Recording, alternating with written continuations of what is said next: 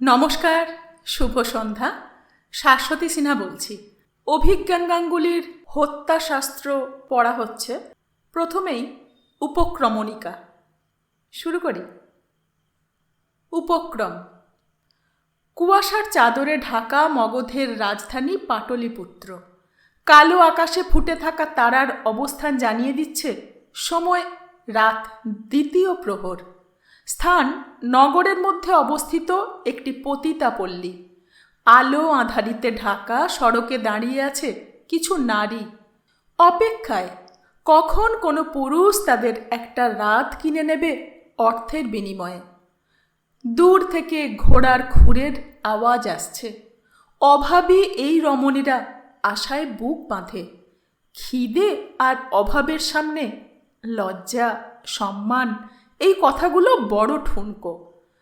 মুখ ঢাকা এক ঘোড়সওয়ার বেরিয়ে আসে কুয়াশা সরিয়ে। মেয়েদের কাছে এসে গতি ধীর করে সে। একে একে সব মেয়েদের সামনে ঘোড়া দাঁড় করিয়ে জরিপ করে। পছন্দ মতো একজনের দিকে আঙুল নির্দেশ করে। সেই মেয়েটা মুখে কৃত্রিম হাসি ফুটিয়ে এগিয়ে আসে। নিজের কাপড়ের ফাঁক থেকে একটা রৌপ্য মুদ্রা মেয়েটার সামনে ধরে, কিন্তু সেটা দেয় না। আবার সেটা নিজের কাপড়ের ভাঁজে ঢুকিয়ে রাখে। এটা এক ধরনের আশ্বাসন যে তাকে ন্যায্য মূল্য দেওয়ার ক্ষমতা তার আছে। মেয়েটাকে ঘোড়ায় তুলে নিয়ে লোকটা আবার ঘোড়া ছুটিয়ে দেয়। ঘন কুয়াশার মধ্যে মিলিয়ে যায় ঘোড়া আর তার দুই সওয়ার। কিছুক্ষণ চলার পর একটা নির্জন জায়গায় এসে ঘোড়া থামালো ঘোড়সওয়ার। পথে মেয়েটার সঙ্গে একবারও কথা বলেনি পুরুষটা। একটু অবাক হয় মেয়েটা। এক জায়গায় ঘোড়া থামিয়ে মেয়েটাকে নামতে ইশারা করে পুরুষটা। মেয়েটা নামলে লোকটাও ঘোড়া থেকে নেমে আসে। একটা গলি পথে এগিয়ে গেল লোকটা এবং মেয়েটাকে তার সঙ্গে আসতে ইশারা করল। মেয়েটা তার পিছু নিল। লোকটা এখনো মুখ ঢেকে রেখেছে। বোধহয় সম্মানিত কুলের কেউ। লোকটা বেশ খানিকটা অন্ধকারে ঢুকে গেল। মেয়েটা কাছে আসতেই লোকটা তাকে একটা দেয়ালের সঙ্গে ঠেসে ধরল। এক ধরনের বর্বরতা ছিল লোকটার আচরণে। মেয়েটা তার ভাগ্যকে দোষ দিল এবং দাঁতে দাঁত চেপে পরবর্তী ঘটনার জন্য মানসিকভাবে প্রস্তুত হলো। এক্ষুনি তার শরীর ছিঁড়ে খাবে এই পশুটা। চোখ বন্ধ করে প্রমাদ গণল, কিন্তু পরক্ষণেই বুঝল যে কিছু একটা ভুল হচ্ছে, কারণ লোকটার একটা হাত তার মুখ চেপে ধরেছে। চোখ খুলতেই মেয়েটা দেখতে পেল লোকটার হাতে কিছু একটা চকচক করছে। এ কি? এটা তো একটা বড় ছুরি। তীব্র আতঙ্ক গ্রাস করল মেয়েটাকে। পুরুষটার হাত থেকে পালিয়ে যাওয়ার চেষ্টা করল, ফল হলো না। বাহুবলে সে একজন শক্তিশালী পুরুষের সঙ্গে পেরে উঠবে কেন? ছটফট করতেই লোকটা একটা হাঁটু দিয়ে আঘাত করল মেয়েটার পেটে। অস্ফুট যন্ত্রণার কাতরানি বেরোয় শুধু তার চেপে ধরে থাকা মুখ থেকে। মেয়েটা শেষ মুহূর্তে তার আততায়ীর মুখ দেখতে পেল। তার চোখের তীব্র আক্রোশ যেন ঝলসে দিতে চায় মেয়েটার শরীর। অনুভব করল তার পেটের ভেতর ঠান্ডা লোহার ফলা ঢুকে যাচ্ছে। তীব্র একটা যন্ত্রণা হচ্ছে পেটে। উপক্রমণিকা এই পর্যন্তই। হত্যাশাস্ত্র 1। ওং জবাকুসুম শঙ্কাশং কাশ্যপেয়ং মহাদুতিং ধন্তারিং সর্বপাপঘ্নং প্রণতহস্মি দিবাকরম। নমঃ সূর্যায় নমঃ। সূর্য প্রণাম সেরে সবে নিজের কুটিরের দিকে এগিয়েছেন আচার্য বিষ্ণুগুপ্ত। পরনে সাদা গেরুয়া কাপড়, গলায় রুদ্রাক্ষের মালা, কপালে ত্রিবলি টিকা, ন্যাড়া মাথায় লম্বা টিকি এবং বুকের পইতে তার ব্রাহ্মণত্বের পরিচয়। আর 5 জন ব্রাহ্মণের থেকে তাকে আলাদা করে তার চোখ। চোখের তারায় তার বুদ্ধির দীপ্তি বিদ্যুৎ খেলে যায়। অন্তর্ভেদী সেই দৃষ্টি থেকে যেন জগতের কোনো রহস্যই গোপন থাকতে পারে না। অতি সাধারণ দর্শন এই ব্রাহ্মণকে সামনে দেখলে কেউ অনুমানও করতে পারবে না যে এই ব্যক্তি স্বয়ং বিষ্ণুগুপ্ত চাণক্য, মৌর্য সাম্রাজ্যের অন্যতম গুরুত্বপূর্ণ এবং ক্ষমতাশালী ব্যক্তিত্ব। অনেকের মতে তার রাজনৈতিক প্রতিপত্তি স্বয়ং সম্রাটের চেয়েও বেশি। দেখলেন একটু দূরে দুজন ব্যক্তি সম্পূর্ণ সামরিক সাজে দাঁড়িয়ে আছে। তাদের মধ্যে একজনকে চিনতে অসুবিধা হলো না। বয়োজ্যেষ্ঠ ব্যক্তিটি মগধ সেনাপতি কিথক। দ্বিতীয় ব্যক্তি যুবক এবং অপরিচিত। কি ব্যাপার সেনাপতি কিথক, এত ভোরে ঘুম ছেড়ে আমার দরজায় কেন? ভক্তি ভরে ব্রাহ্মণকে প্রণাম করেন সেনাপতি এবং তার সঙ্গী। সেনাপতি কিথক উত্তর দিলেন, আচার্য, এই ভোরে আপনাকে বিরক্ত করার জন্য ক্ষমা প্রার্থী। আপনার পূজা শেষ হওয়া অবধি অপেক্ষা করছি। আপনি আপনার কাজ সেরে নিন। আমার সকালের পূজা শেষ হয়েছে আর্য, আমার কুটিরে আসুন। আর আপনার সঙ্গীকে তো চিনলাম না। ধন্যবাদ আচার্য, এ হলো সুসেন, রক্ষী বাহিনীর নতুন আধিকারিক। বেশ বেশ, তা এত সকালে আপনাদের আমার কাছে আসার কারণ? আচার্য, আপনি নিশ্চয়ই নগরের বুকে ঘটে যাওয়া হত্যাকাণ্ডগুলোর কথা শুনেছেন। আপনার না জানার কথা নয়, কারণ এই পাটলিপুত্রের প্রতিটি মানুষ জানে যে মগধে একটা পায়রাও মহামান্য চাণক্যর অজ্ঞাতে ডানা ঝাপটায় না।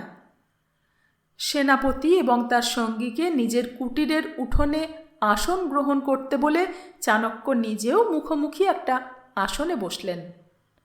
ওহে বীর কিথক, আপনি আমার ক্ষমতা আর একটু বেশিই অনুমান করে ফেলেছেন। আমি এখন রাজকার্য থেকে সম্পূর্ণ অবসর নিয়ে আমার জীবনের সকল অর্জিত জ্ঞান এবং অভিজ্ঞতা লিখিত রূপে অর্থশাস্ত্রতে একত্রিত করার কাজে সম্পূর্ণ মনোনিবেশ করেছি। সম্রাট, রাজ্য সব আসে যায়, শুধু জ্ঞান চিরস্থায়ী হয়। খানিক চুপ থেকে আবার চাণক্য বললেন, তবে আপনার প্রশ্নের উত্তরে বলি, হ্যাঁ, আমি রূপজীবী রমণীদের হত্যার ঘটনা শুনেছি। ইতিমধ্যে দুজন রমণীকে রাতের অন্ধকারে হত্যা করেছে এক অজানা আততায়ী, সে সংবাদ আমার কানে এসেছে। এইবার সুসেন নামের যুবকটি বলল, আচার্য, কাল রাতে আরও একটা ঘটনা ঘটে গেছে। সে কি? আবার এত পাহারার ব্যবস্থা থাকা সত্ত্বেও? কিথক উত্তর দিল, সেটাই আশ্চর্যের বিষয় আচার্য, সেই কারণেই আপনার কাছে আসা। এইবারের ঘটনা ঘটেছে নগরের উত্তরে। আমি যদিও আগের দুটো ঘটনার কথা শুনেছি, তবু আপনার থেকে আরও একবার শুনতে চাই আগের দুটো হত্যার বিষয়ে আপনার তদন্তে কি কি তথ্য উঠে এসেছে। সুসেন বলুক, আমি এবং সুসেন দুজনেই এর তদন্তভার নিয়েছি। সুসেন গুছিয়ে বলুক প্রথম থেকে। একটু গুছিয়ে নিয়ে সুসেন শুরু করে। প্রথম ঘটনাটা 2 মাস আগে ঘটে। সকালে জনৈক নাগরিক একজন নারীর রক্তাক্ত মৃতদেহ একটা কানা গলিতে পড়ে থাকতে দেখে। সে প্রহরীদের খবর দেয়। খবর পেয়ে আমি নিজেও গিয়েছিলাম। তলপেটে ছুরির আঘাতে মৃত্যু হয়েছে বোঝা যায়, কিন্তু ভয়ঙ্কর হলো নৃশংসতা। প্রথমে সেই দৃশ্য দেখে ভেবেছিলাম হয়তো কোনো শেয়ালের কাজ। পেটের ভেতরের অন্ত্রাদি বাইরে শরীরের পাশে ছড়িয়েছিল। আমি মৃতদেহ শনাক্তকরণের ব্যবস্থা করলাম এবং সেই থেকেই জানতে পারি যে মৃতা রমণী একজন গণিকা। তার সঙ্গে অন্যান্য গণিকাদের জিজ্ঞাসাবাদ করে জানতে পারি যে আগের দিন রাতে একজন মুখ ঢাকা ব্যক্তি এই গণিকাকে নিজের ঘোড়ায় করে নিয়ে গিয়েছিল। সেই অজানা ব্যক্তির মুখ তারা দেখেনি। এই অবধি ঘটনাটা আমার কাছে সাধারণ হত্যাই মনে হয়েছিল, কিন্তু বৈদ্য দেহ পরীক্ষা করে যখন জানালেন যে মৃত মেয়েটির শরীরে জরায়ু নেই, হত্যাকারী হত্যার পরে তার শরীর থেকে জরায়ু ছিন্ন করেছে এবং সেটার আর খোঁজ মেলেনি। বিষয়টা খুব অদ্ভুত লেগেছিল আমার।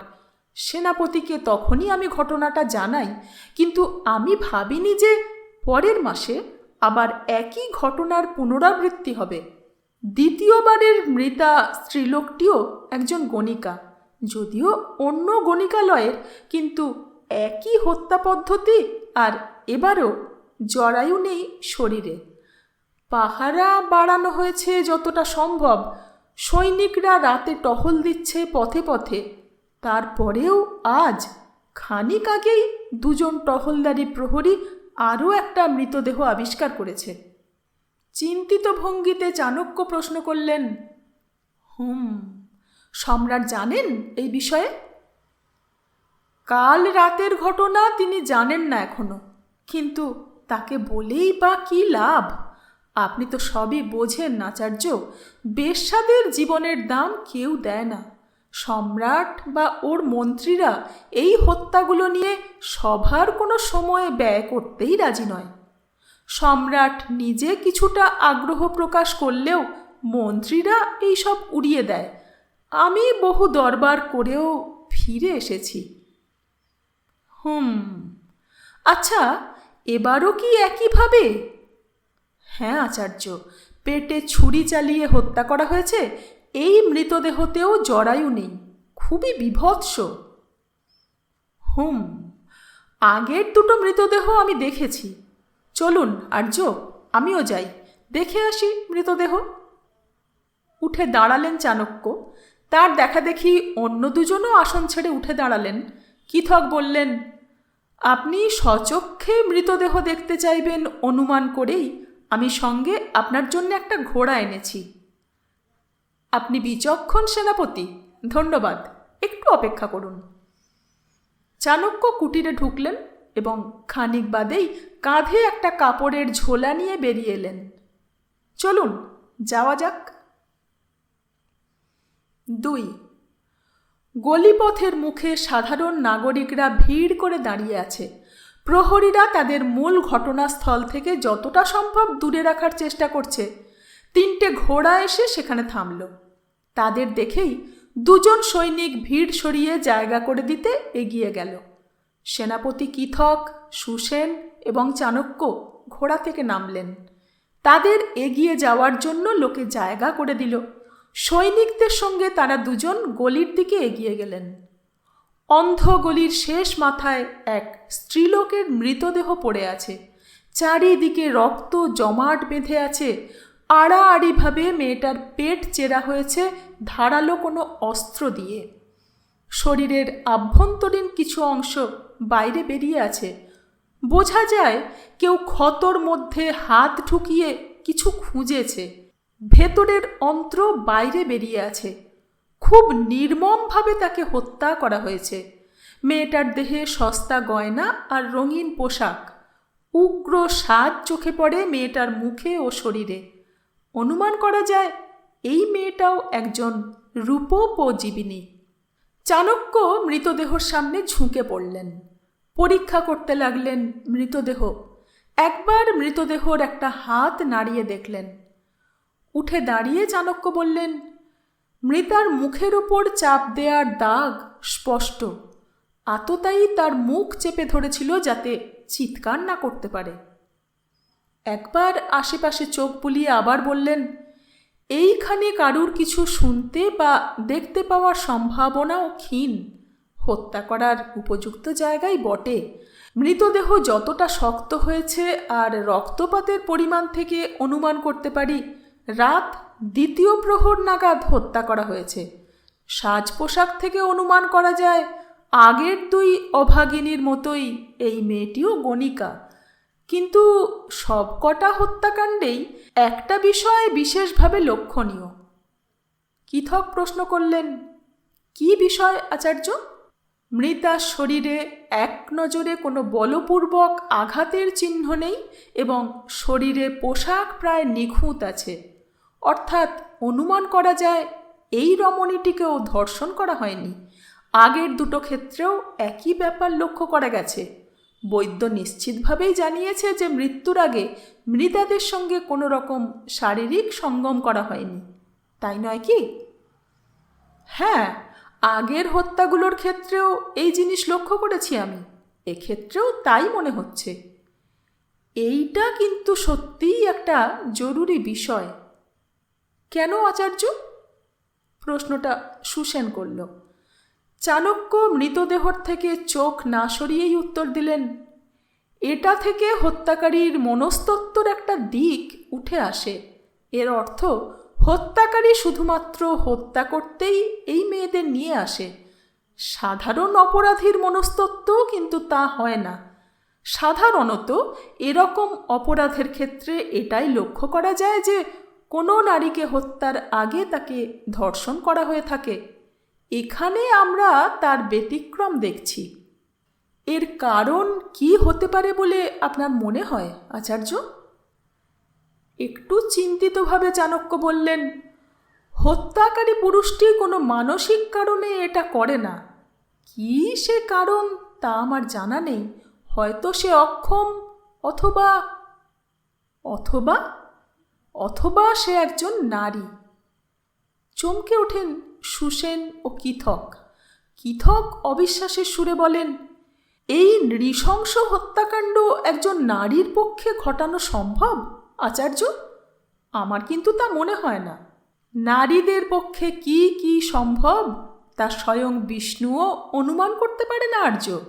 তদন্তর ক্ষেত্রে সব ধরনের সম্ভাবনার কথা ভেবে এগোনোটাই বুদ্ধিমানের কাজ। তবে এটাও সত্যি যে নারীদের অস্ত্র হলো বিষ। বিশেষ প্রয়োজন ছাড়া নারীরা রক্তাক্ত পদ্ধতি সাধারণত বেছে নেয় না। এর থেকে কি আপনি কিছু আন্দাজ করতে পারছেন আচার্য? না, কিছুই না। তবে সবচেয়ে কাছের গণিকা পল্লীতে খবর দিন। সম্ভবত মেয়েটা সেখানকারই বাসিন্দা। তাদের মধ্যে কেউ এসে শনাক্ত করতে পারবে আশা রাখি। কিথক বললেন, আগেই খবর পাঠানো হয়েছে আচার্য। আমিও অনুমান করেছিলাম যে সম্ভবত কাছের গণিকালয়েরই গণিকা, তাই সৈনিক পাঠিয়েছি। সেখান থেকে কয়েকজনকে এখানে নিয়ে আসবে। আচ্ছা, বেশ, কিছুক্ষণ অপেক্ষা করে যান আচার্য, সৈনিকরা চলেই আসবে এখুনি। বাক্য শেষ করতে না করতেই কিথকের কথার সত্যতা প্রমাণিত হল। দুজন সৈনিকের ভিড় সরিয়ে তিনজন নারী এগিয়ে আসার পথ করছে দেখা গেল। তিনজন দ্রুত এগিয়ে আসছিল, কিন্তু মৃতদেহর দিকে নজর পড়তেই থমকে দাঁড়িয়ে পড়ল তারা। তাদের মধ্যে একজন আতঙ্কে চোখ ঢাকল, আর দ্বিতীয়জন সেই রক্তাক্ত বীভৎস দৃশ্য সইতে না পেরে বমি করতে শুরু করল। তৃতীয়জন শুধু বিস্ফারিত চোখে চেয়ে রইল মৃতদেহর দিকে। তাদের কিছুক্ষণ সামলে নেওয়ার সময় দিয়ে সুসেন এগিয়ে গেল তাদের দিকে। মৃতদেহ থেকে খানিক দূরে নিয়ে গিয়ে প্রশ্ন করল, মৃতা কি তোমাদের পরিচিত? তৃতীয় মেয়েটি উত্তর দিল, হ্যাঁ। নাম? কৃতিকা।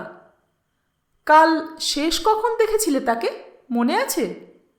আমি শেষ দেখেছিলাম কাল রাতে। আমরা দাঁড়িয়েছিলাম রাস্তার ধারে। একজন ঘোড়সওয়ার আসে আর ওকে সঙ্গে নিয়ে যায়। ঘোড়সওয়ার? তাকে দেখেছ? না মহাশয়, তার মুখ ঢাকা ছিল, গায়েও কাপড় দিয়ে ঢেকে রেখেছিল। ঘোড়ার রং কি ছিল, দেখেছিলে নিশ্চয়ই? এইবারের প্রশ্নটা চাণক্য করলেন। উত্তর এলো, হ্যাঁ ব্রাহ্মণদেব, কালো ঘোড়া ছিল। অশ্বারোহীর উচ্চতা বা দেহের গঠন কিছু দেখেছিলে? বলিষ্ঠ চেহারা, ঘোড়া থেকে সে নামেনি, তাই উচ্চতা ঠিক বলতে পারি না। গভীর কুয়াশার কারণে কোনো কিছুই স্পষ্ট দেখা যাচ্ছিল না কাল রাতে। সুসেন এবং কিথক আরও কিছু প্রশ্ন করল তিনজনকেই, তবে বিশেষ কোনো নতুন তথ্য পাওয়া গেল না। তাদের বিদায় দিয়ে চাণক্যর দিকে ফিরলেন কিথক। আচার্য, আমাদের পরবর্তী পদক্ষেপ কি নেওয়া উচিত বলে আপনার মনে হয়? খানিক ভেবে চাণক্য বললেন, 3টে হত্যা ইতিমধ্যে হয়ে গেছে। 3 ক্ষেত্রেই মৃতা একজন নারী এবং গণিকা। একইভাবে হত্যা করা হয়েছে এবং এই ক্ষেত্রেও সম্ভবত জরায়ু কেটে বের করে নেওয়া হয়েছে। এর বিহিত হওয়া দরকার। পাহারা ব্যবস্থা দ্বিগুণ করুন। আপনি নিজে এই বিষয়টা দেখুন সেনাপতি কিথক। যথা আজ্ঞা আচার্য। আপনার কি অভিমত? এই 3টে হত্যা একই ব্যক্তি করেছে? তাই তো অনুমান সেনাপতি।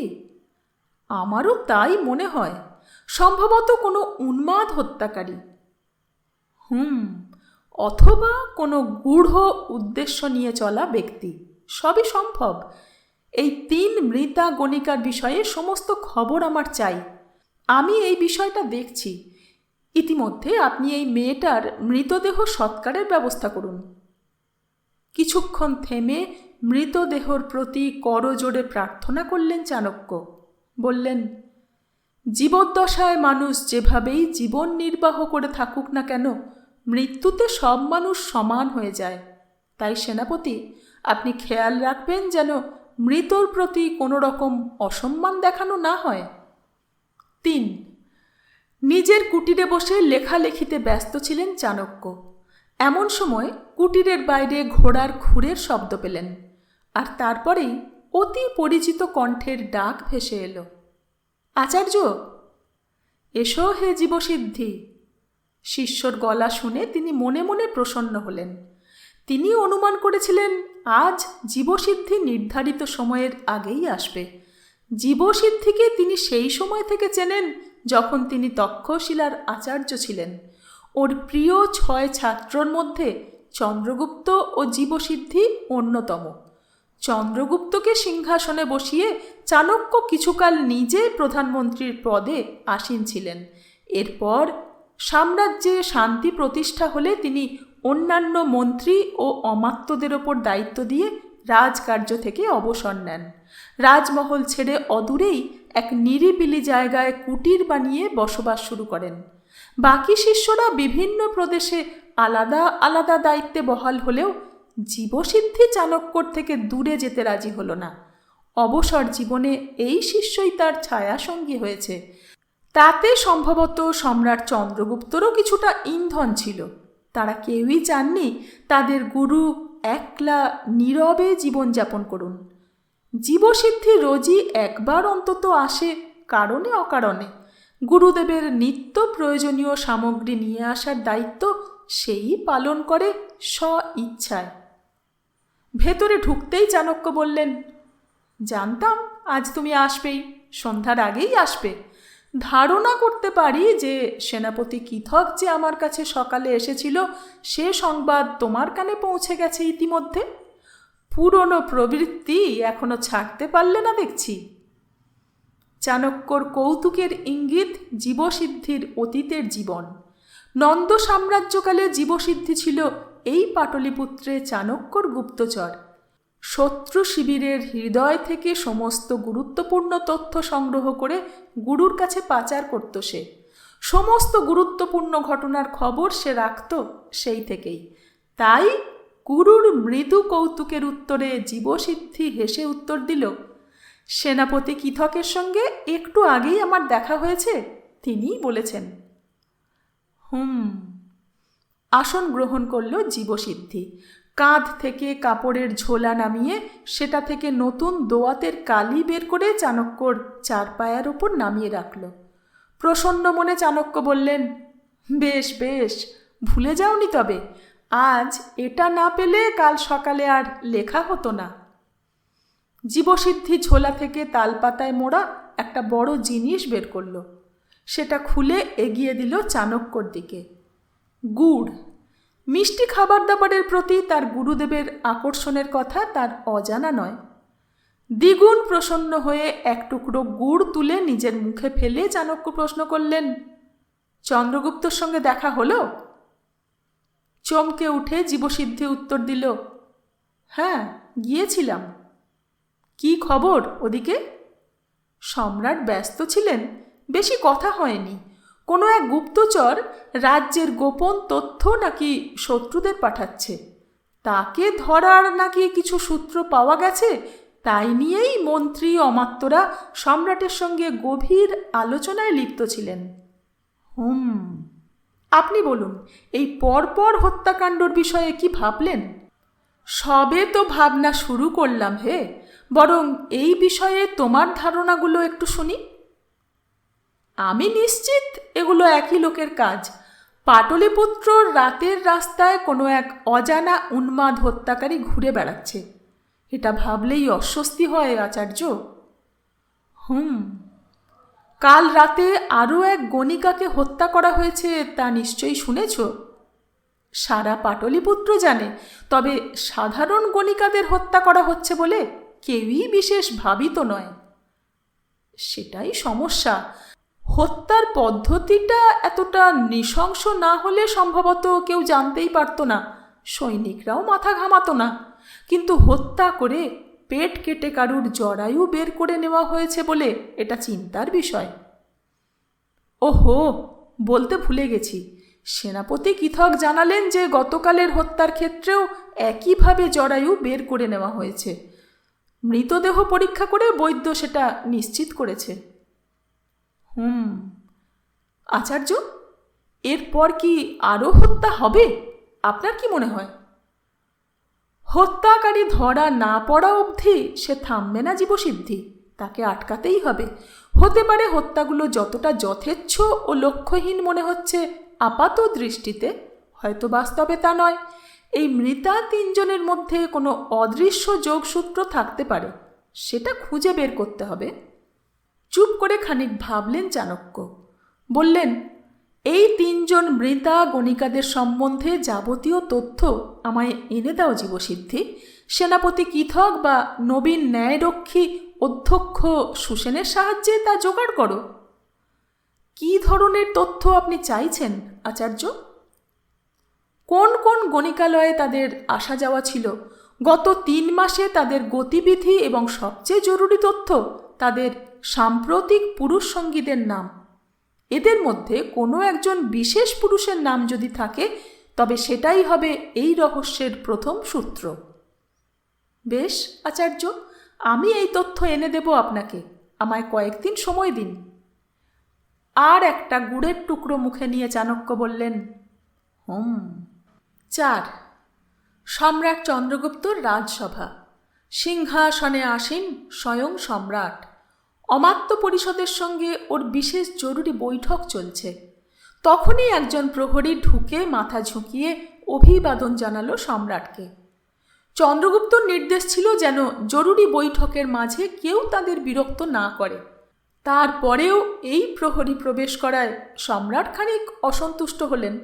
তার অসন্তোষ টের পেয়েই সম্রাটের ক্ষোভ থেকে রক্ষা পেতে সৈনিক দ্রুত বলল, ক্ষমা করবেন সম্রাট, আচার্য চাণক্য আপনার সাক্ষাৎ প্রার্থী, তাই আসতেই হলো, আমি দুঃখিত। আহ, তা ওকে বাইরে কেন অপেক্ষা করিয়ে রেখেছ?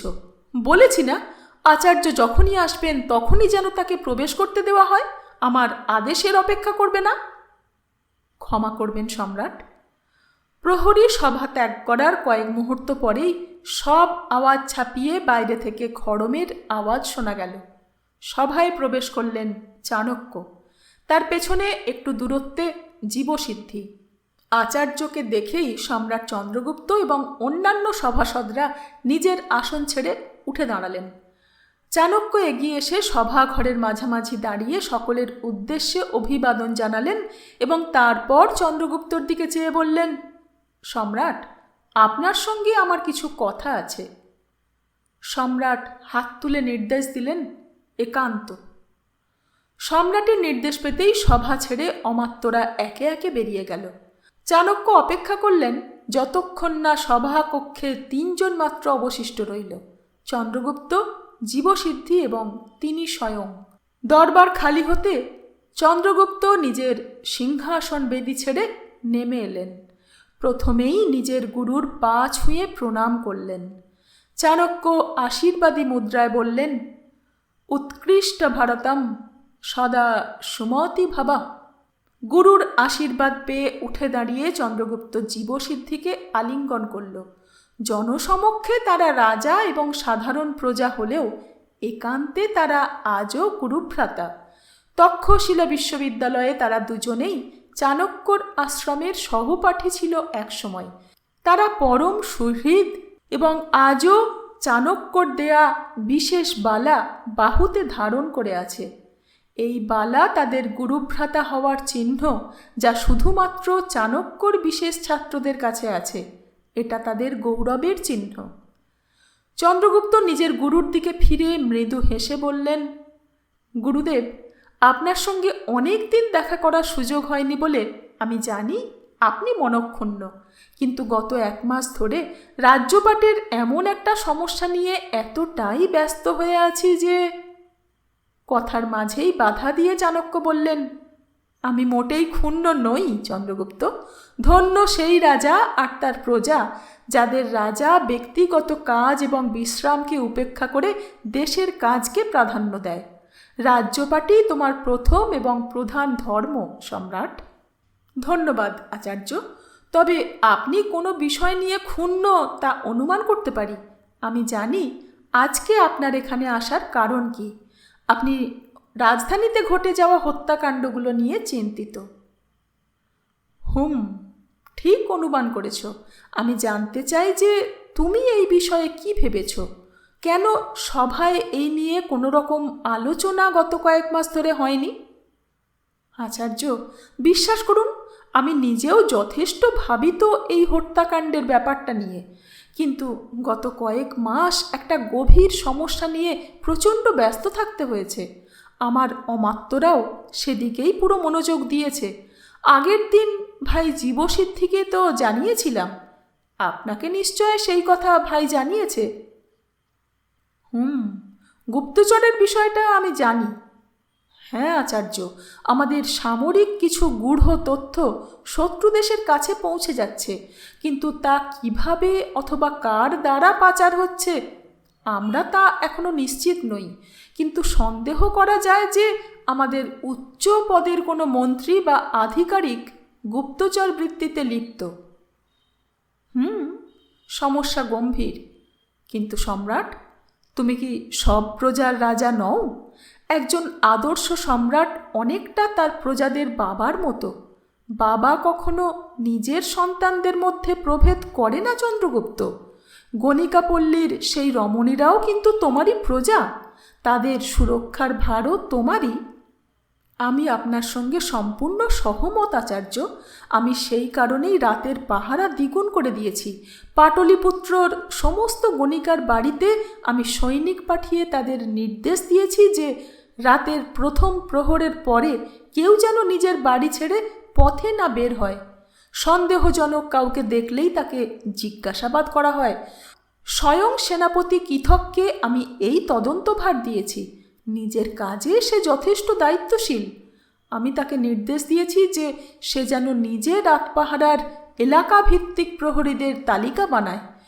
পুরো নগরীতে একই সঙ্গে সব জায়গায় প্রহরী দেওয়া সম্ভব না হলেও প্রহর বিশেষে এলাকা ভাগ ভাগ করে পাহারার ব্যবস্থা করেছে সেনাপতি ইতিমধ্যেই। আমি নিজের তরফে চেষ্টার ত্রুটি করছি না গুরুদেব। অন্তর্ভেদী দৃষ্টিতে চন্দ্রগুপ্তর চোখে চোখ রাখলেন চাণক্য।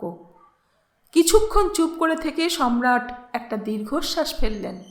বললেন, আপনি বিচক্ষণ আচার্য। সাধারণ মানুষ আর অমাত্যদের মনোভাব আপনার অজানা নয়। অতএব আশা করি আমার সমস্যাটা আপনি অনুমান করতেই পারছেন। বেশ্যাদের প্রতি আমাদের সমাজের মনোভাব মোটেই সুখকর নয়। আমার মন্ত্রীরা বেশ্যা সম্পর্কিত কোনো কিছুতে থাকতে নারাজ। তারা মনে করে পতি তাদের জীবনের কোনো দামই নেই। তারা পাপী, পাপের সাজা পাচ্ছে। এদের সঙ্গে এই বিষয়ে আলোচনা করাটা বিশেষ ফলপ্রসূ হয়নি। আমি তাই নিজের মতো তদন্ত চালাতে বলেছি, কিন্তু আমি নিজেও এই তথ্য পাচারের সমস্যাটার কারণে এই দিকে মনোযোগ দিতে পারছি না। বুঝেছি। প্রদীপের তলাতেই সবচেয়ে বেশি অন্ধকার থাকে। তোমার যে চরিত্রবান অমাত্যরা রূপজীবী নারীদের পাপী বলে, রাতের অন্ধকারে তারাই কিন্তু এদের কেনে। সবই বুঝি আচার্য, আমি এর বিহিত করবই, কিন্তু আমায় কিছুটা সময় দিন। এই গুপ্তচরের বিষয়ে একটা সূত্র হাতে এসেছে। আমি আশা করছি এই সূত্র ধরে দ্রুত সেই তথ্য পাচারকারী ধরা পড়বে। তারপরেই আমি এই হত্যাকাণ্ডর তদন্তে মনোযোগ দেব। অসম্মতিসূচক মাথা নাড়লেন চাণক্য। বললেন, ততদিন সময় নেই সম্রাট, ততদিনে আরও হত্যা হবে। ইতিমধ্যেই 3-3টে হত্যা হয়ে গেছে। পাটলিপুত্রে আজকাল রাতে সাধারণ মানুষও বেরোতে ভয় পেতে শুরু করেছে। তাদের মনে আতঙ্ক ঢুকছে। রাজধানীতেই যদি মানুষ সুরক্ষিত বোধ না করে, তবে যে তারা সাম্রাজ্যের ন্যায় রক্ষা ব্যবস্থার ওপর ক্রমে আস্থা হারাবে, তা আমি হতে দিতে পারি না। জীবসিদ্ধি এতক্ষণ সবার কথা শুনছিল। এইবার বলল, কিন্তু আচার্য, চন্দ্রগুপ্তর কথাও ঠিক।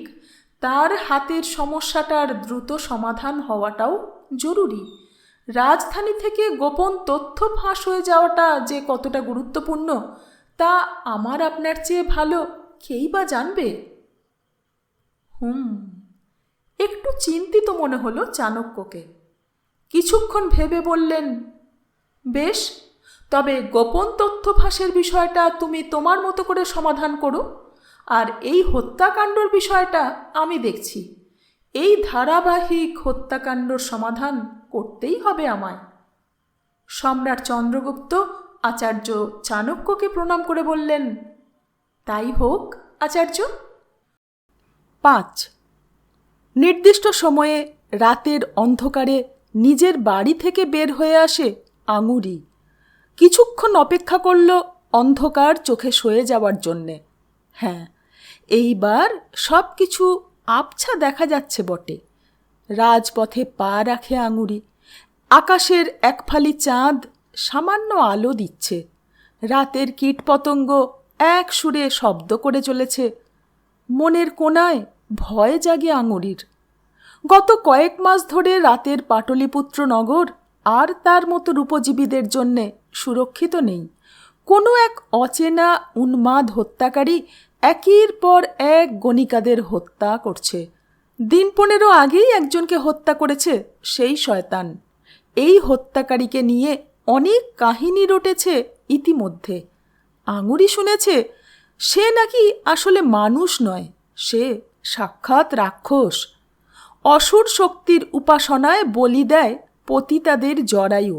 তার নিঃশ্বাসের সঙ্গে নাকি আগুনের শিখা নির্গত হয়। ভাবতেই কেঁপে ওঠে আঙুরি।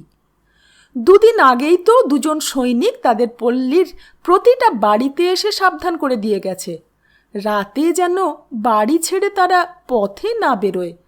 কোনো অচেনা পুরুষের সঙ্গে মিলিত হতে যেন তার সঙ্গে রাতে না যায়। তবু আজ তাকে বেরোতেই হবে।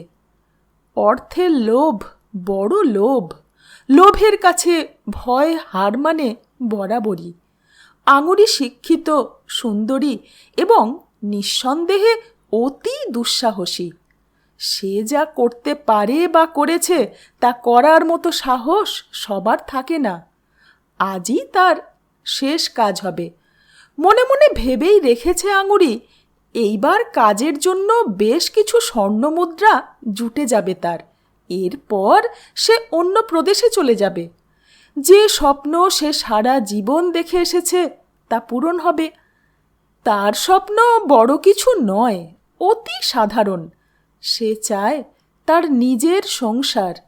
এই অতি সাধারণ স্বপ্নও তার মতো গণিকাদের কাছে অলিক। মগধ ছেড়ে সে অন্য প্রদেশে চলে যেতে চায়। বিয়ে করে সংসার পাতবে সে ওখানে, যেখানে কেউ তাকে চিনবে না। তার অতীত ঘেঁটে কেউ তাকে বেশ্যা বলবে না। শুধু একজন ভালোবাসার মানুষ থাকবে তার সঙ্গে। ব্যাস, এইটুকুই তার স্বপ্ন। আর এই স্বপ্ন বাস্তব করতেই অর্থ উপার্জন করে চলেছে সে।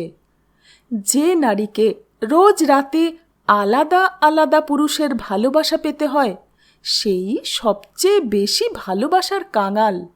কি অদ্ভুত নিয়ম এই সংসারের! জনমানব শূন্য রাজপথ। শুধু মাঝে মাঝে পথের ধারে জ্বলতে থাকা মশাল কিছুটা করে জায়গা আলোকিত করে রেখেছে। আঙুরির মনে সামান্য ভয় থাকলেও একটা কথা ভেবে মনে সাহস জাগছিল তার। এখনো অবধি এই রাজপথে অন্তত কোনো হত্যা হয়নি। যা ঘটেছে তা এই রাজপথ থেকে দূরের গলিপথে। আর তাছাড়া তাকে আশ্বাস দেওয়া হয়েছে যে তার প্রাণ সংশয় হবে না। সে শুনেছে রাত প্রহরীদের সংখ্যা বাড়ানো হয়েছে, তবে এখনো অবধি কোনো প্রহরী তার নজরে পড়েনি। ভালোই হয়েছে, তার গোপন অভিসারের পথে যত কম মানুষ তাকে দেখে ততই ভালো। চিন্তায় ডুবেছিল আঙুরি। হঠাৎই তার মনে হলো যেন তার পেছনে মৃদু পদধ্বনি শুনল। চলা থামিয়ে একবার পেছন ঘুরে দেখল, কাউকে দেখতে পেল না। কুয়াশা জমেছে পথে, দৃষ্টি বেশি দূর যায় না। না, নিশ্চয়ই তার মনের ভুল। এই ভেবে সে আবার সামনের পথ ধরে। কিন্তু এইবার স্পষ্ট এবং দ্রুত পদধ্বনি শুনতে পায় আঙুরি। প্রহরী হতে পারে ভেবে চলার গতি সে বাড়িয়ে দিল আরও। সৈনিকদের মুখোমুখি না পড়লেই ভালো হয়। কিছুটা এগিয়ে গিয়ে একটা দেয়ালের ধারে আঙুরি দম নিতে খানিক দাঁড়ালো। না, আর কেউ আসছে না তার পিছু পিছু, আর কোনো শব্দ শোনা যাচ্ছে না। তখনই আচমকা অন্ধকার আর কুয়াশার চাদর ভেদ করে একটা ছায়ামূর্তি বেরিয়ে এলো। আঙুরি সতর্ক হওয়ার আগেই সেই ছায়ামূর্তি তার মুখ চেপে ধরে তার তলপেটে একটা ধারালো অস্ত্র বসিয়ে দিল। 6 চাণক্য এবং জীবসিদ্ধি বসে আছেন চাণক্যর কুটিরে। দুজনের সামনেই অনেকগুলো ভূর্জপত্র মেঝেতে ছড়িয়ে আছে। গত কয়েকদিনে 3 মৃতা রমণীর সম্বন্ধে একত্রিত করা সমস্ত তথ্য এগুলোতে আছে। জীবসিদ্ধি একটা দীর্ঘশ্বাস ফেলে উঠে দাঁড়ালো।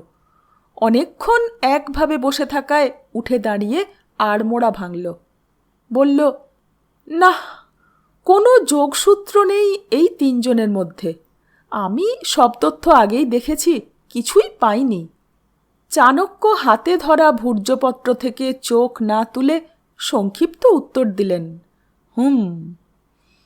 জীবসিদ্ধি ঘরময় পায়চারি করতে শুরু করল। বলল, 3 জনের জন্মস্থান আলাদা, পারিবারিক বা কর্মসূত্রে তাদের কোনো যোগাযোগ নেই। তবে হ্যাঁ, এরা প্রত্যেকেই গণিকা, কিন্তু সম্পূর্ণ আলাদা আলাদা গণিকাপল্লীতে তাদের বাসস্থান। তাদের প্রত্যেকেরই কোনো একজন বিশেষ পুরুষসঙ্গী আছে এমন কোনো প্রমাণও নেই। এক বাক্যে বলা চলে তাদের মধ্যে কোনো মিলই নেই। হত্যাকারীর শিকার চয়ন সম্পূর্ণ যথেচ্ছ এবং যোগসূত্রবিহীন। না। হাঁটা থামিয়ে চাণক্যর দিকে চাইল জীবসিদ্ধি। প্রশ্ন করল, কি বললেন আচার্য? হাতের পত্রটা নামিয়ে রেখে মাথা তুললেন চাণক্য। বললেন, মৃতা গণিকারা সম্পূর্ণ ভিন্ন ভিন্ন হলেও তাদের মাঝে একটা মিল কিন্তু খুব স্পষ্ট। অন্তত আমি তাই অনুমান করছি।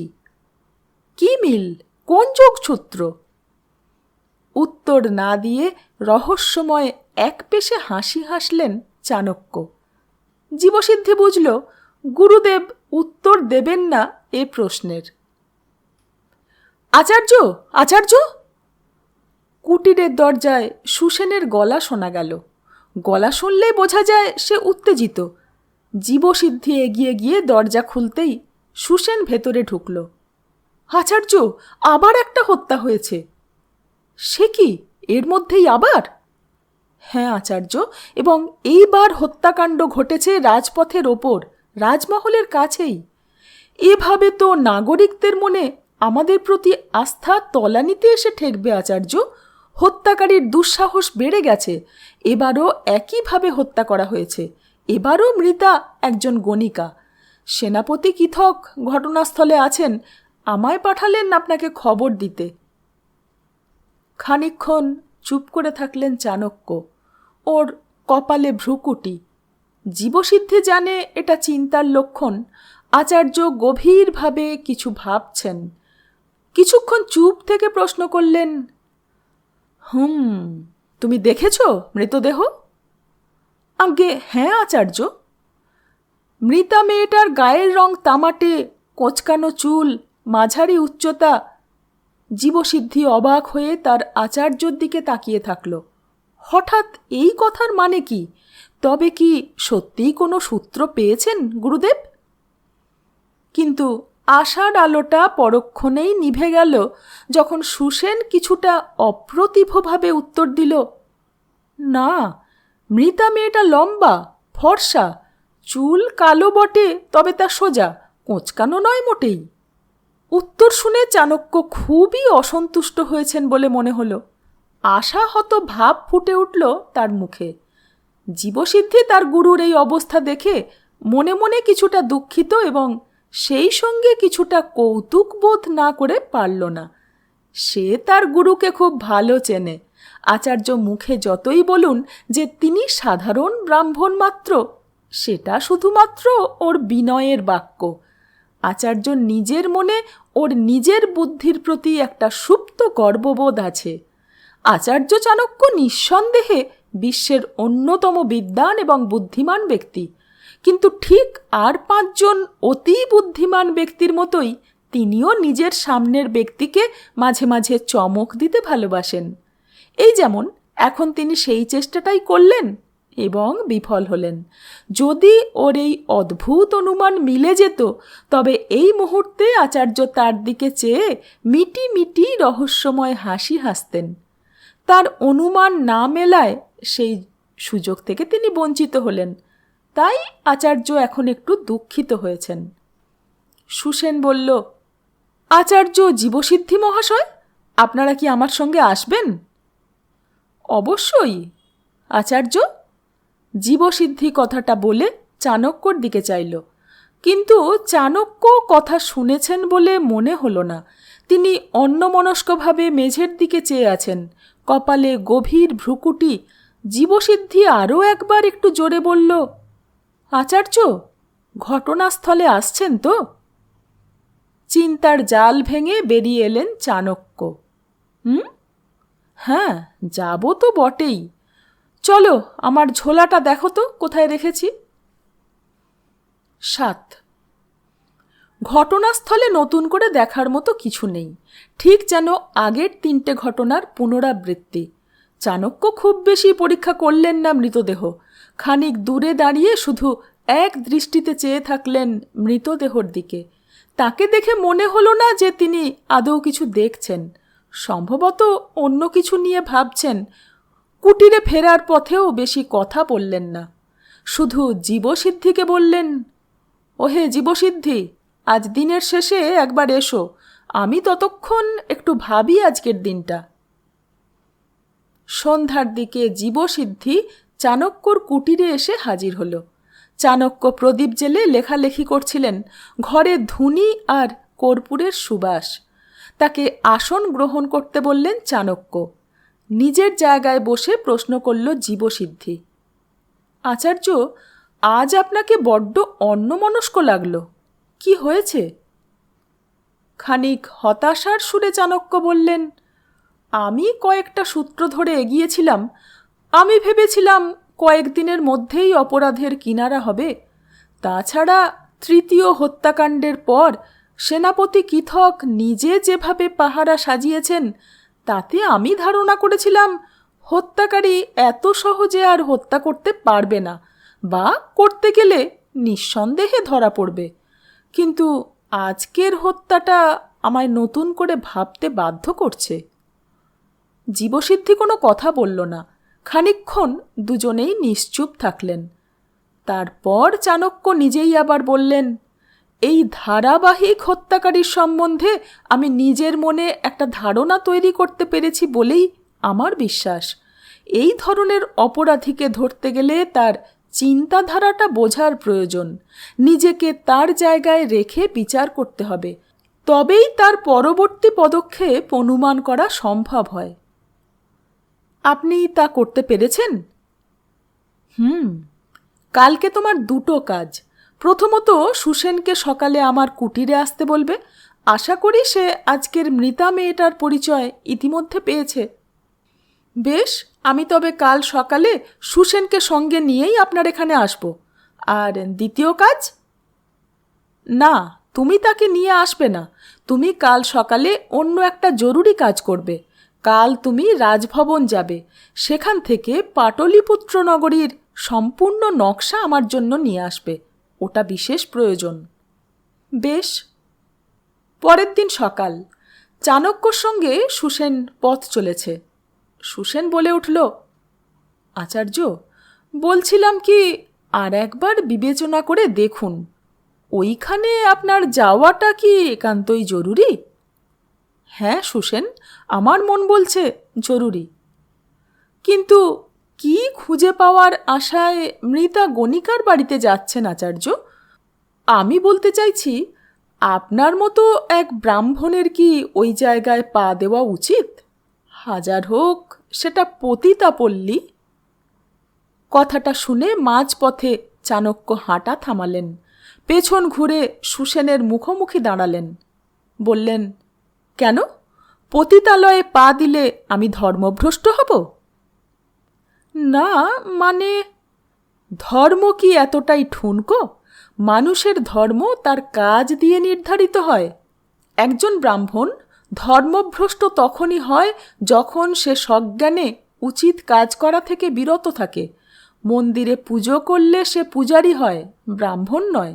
যে গোটা মানুষ জাতিকে ঠিক পথে চালনা করে সেই প্রকৃত ব্রাহ্মণ। মনের এই সংকীর্ণতা দূর করো সুসেন, না হলে এই সংকীর্ণতাই ভবিষ্যতে এই দেশের ধ্বংস ডেকে আনবে। লজ্জিত ভঙ্গিতে সুসেন বলল, ক্ষমা করবেন গুরুদেব, আমি সেরকম বলতে চাইনি। বেশ, আমার মনের ভুল দূর হলো। কিন্তু একটা কথা বলুন, আপনি ওই আঙুরি নামে রূপজীবী মেয়েটার কুটিরে কি খুঁজতে যাচ্ছেন? এইটা একটা যথার্থ প্রশ্ন করেছ, কিন্তু উত্তরটা এই মুহূর্তে আমার নিজেরও জানা নেই। কিন্তু আমার প্রজ্ঞা আমায় ওখানে যেতে বলছে। এটা আমার একটা অনুভূতি মাত্র। বুঝলাম না। আমিও বুঝিনি, সেখানে পৌঁছে বুঝবো আশা করি। কথা বলতে বলতে তারা পতিতাপল্লীতে ঢুকে পড়ল। সুসেনের কিছুটা অস্বস্তিকর লাগছিল, যদিও তার সামনে আচার্য চাণক্য বিন্দুমাত্র দ্বিধা না করে এগিয়ে চলছিলেন। গতকালই সুসেন কুটিরের ঠিকানা জেনেছে। কালকে ন্যায়রক্ষী বাহিনীরা কুটির তালা দিয়ে আটকে দিয়ে গিয়েছিল। চাবি বাহিনীর ভারপ্রাপ্ত আধিকারিক হিসেবে সুসেনের কাছেই আছে। সেই অনুমান করেই চাণক্য তাকে নিজের উদ্দেশ্য জানিয়েছেন এবং তার সঙ্গে আসতে বলেছেন। বাড়ি খুঁজে পেয়ে চাণক্য সুসেনকে দরজাটা খুলতে ইশারা করলেন। ভেতরে ঢুকে চাণক্য প্রথমেই চারপাশে একবার নজর বুলিয়ে নিলেন। ধীর পায়ে এগিয়ে গেলেন ভেতরে। এক এক করে এক একটা আসবাবপত্রর কাছে গিয়ে প্রতিটা খুলে পরীক্ষা করতে লাগলেন। ওর প্রতিটা পদক্ষেপ ধীর অথচ দৃঢ়। প্রতিটা সামান্য জিনিসও একবার অন্তত দেখলেন তিনি। কাগজপত্র, দোয়াত কলম, পোশাক আশাক ইত্যাদি সমস্ত কিছু। গুছিয়ে রাখা পোশাক কয়েকটা বের করে এনে তিনি সুসেনের উদ্দেশ্যে প্রশ্ন করলেন, ওহে সুসেন, মেয়েটার পোশাকগুলো এবং গয়না দেখো। কিছু অনুমান করতে পারছো? নারীদের কাপড় ও গয়নার দাম সম্বন্ধে আন্দাজ আছে? যা মনে হচ্ছে সবই কম দামি, শুধু 2-3টে ছাড়া। এবং মূল্যবান যে কটা কাপড় ও গয়না দেখা যাচ্ছে সেগুলো বেশ নতুন। এর থেকে কি অনুধাবন করা যায়? কি? বুদ্ধি ব্যবহার করো হে সুসেন। সহজেই অনুমেয় যে মেয়েটা হঠাৎ কয়েক মাস ধরে অর্থ হাতে পেয়েছিল। সম্ভবত কোনো নতুন পুরুষসঙ্গীর দেওয়া উপহার এগুলো, অথবা হঠাৎ বেশি রোজগারের অর্থে এগুলো সে কিনেছে। কোনো বড়লোক খদ্দের? দেরাজ খুলে তার ভেতর থেকে এক থলি রূপোর মুদ্রা বেরোলো। এই দেখো, এই হলো আমার অনুমানের সত্যতার প্রমাণ। সে বুঝলাম আচার্য, কিন্তু তার সঙ্গে আমাদের হত্যাকাণ্ডের কি সম্পর্ক? তার এই নতুন পৃষ্ঠপোষকই যে হত্যাকারী এরকম আপনার কেন মনে হলো? আর তাছাড়া অন্যান্য গণিকাদের বাড়িতে কিন্তু এরকম কিছুই আমরা খুঁজে পাইনি। তাদের বাড়িতেও আমি নিজে উপস্থিত থেকে তল্লাশি চালিয়েছি। এ কথা আমি কখন বললাম যে এই পুরুষটিই হত্যাকারী? তবে উত্তর না দিয়ে আচার্য আবার আশেপাশে খুঁজতে শুরু করলেন। 4 পায়ার ওপর রাখা একটা ছোট বাক্সের সামনে এসে দাঁড়িয়ে গেলেন। তীক্ষ্ণ দৃষ্টিতে চেয়ে আছেন সেটার দিকে। সুসেন এগিয়ে গিয়ে দেখল তাতে অনেকগুলো মাদুলি রাখা, তবে সেগুলোর ভেতর ফাঁপা, অর্থাৎ তাতে আশীর্বাদী ফুল ভরে মোম দিয়ে একদিকের মুখ আটকে সেগুলো তাবিজ বানানো হয়নি এখনো। সব কটা ফাঁপা মাদুলির সঙ্গে ছোট ছোট সুতলি বাঁধা।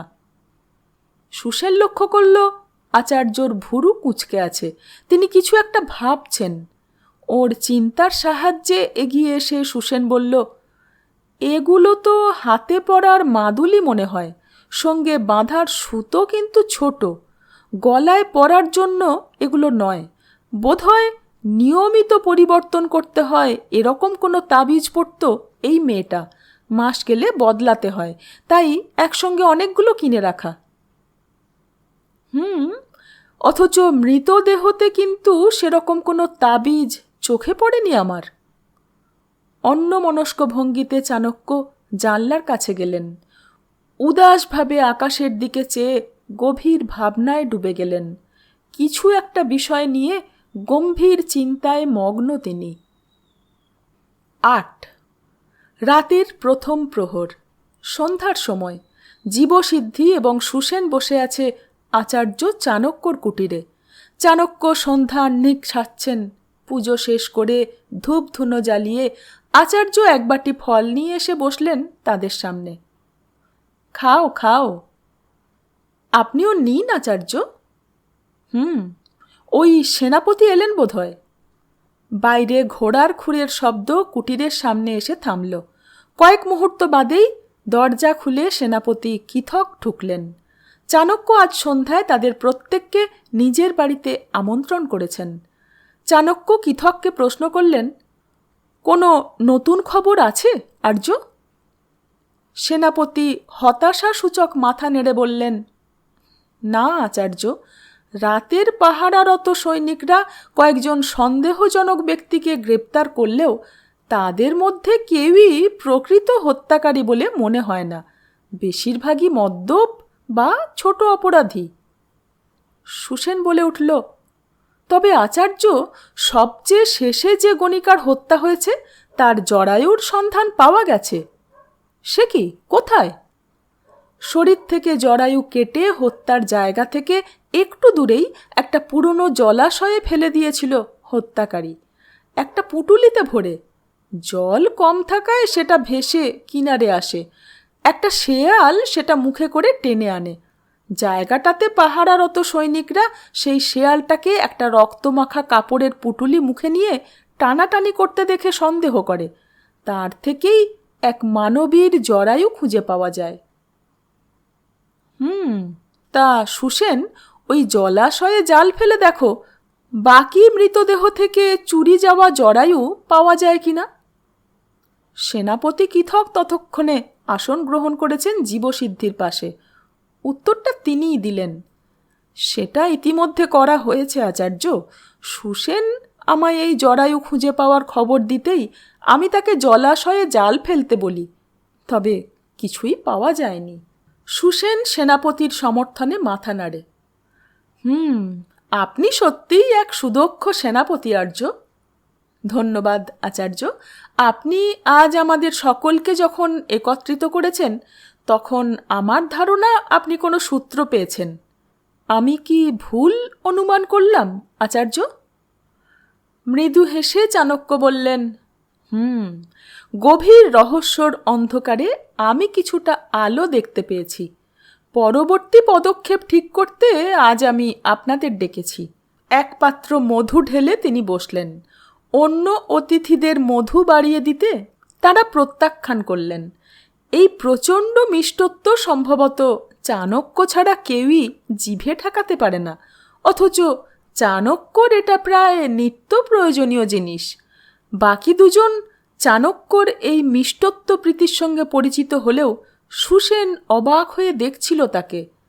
এক চুমুক মধু পান করে চাণক্য বললেন, প্রথম থেকে শুরু করা যাক।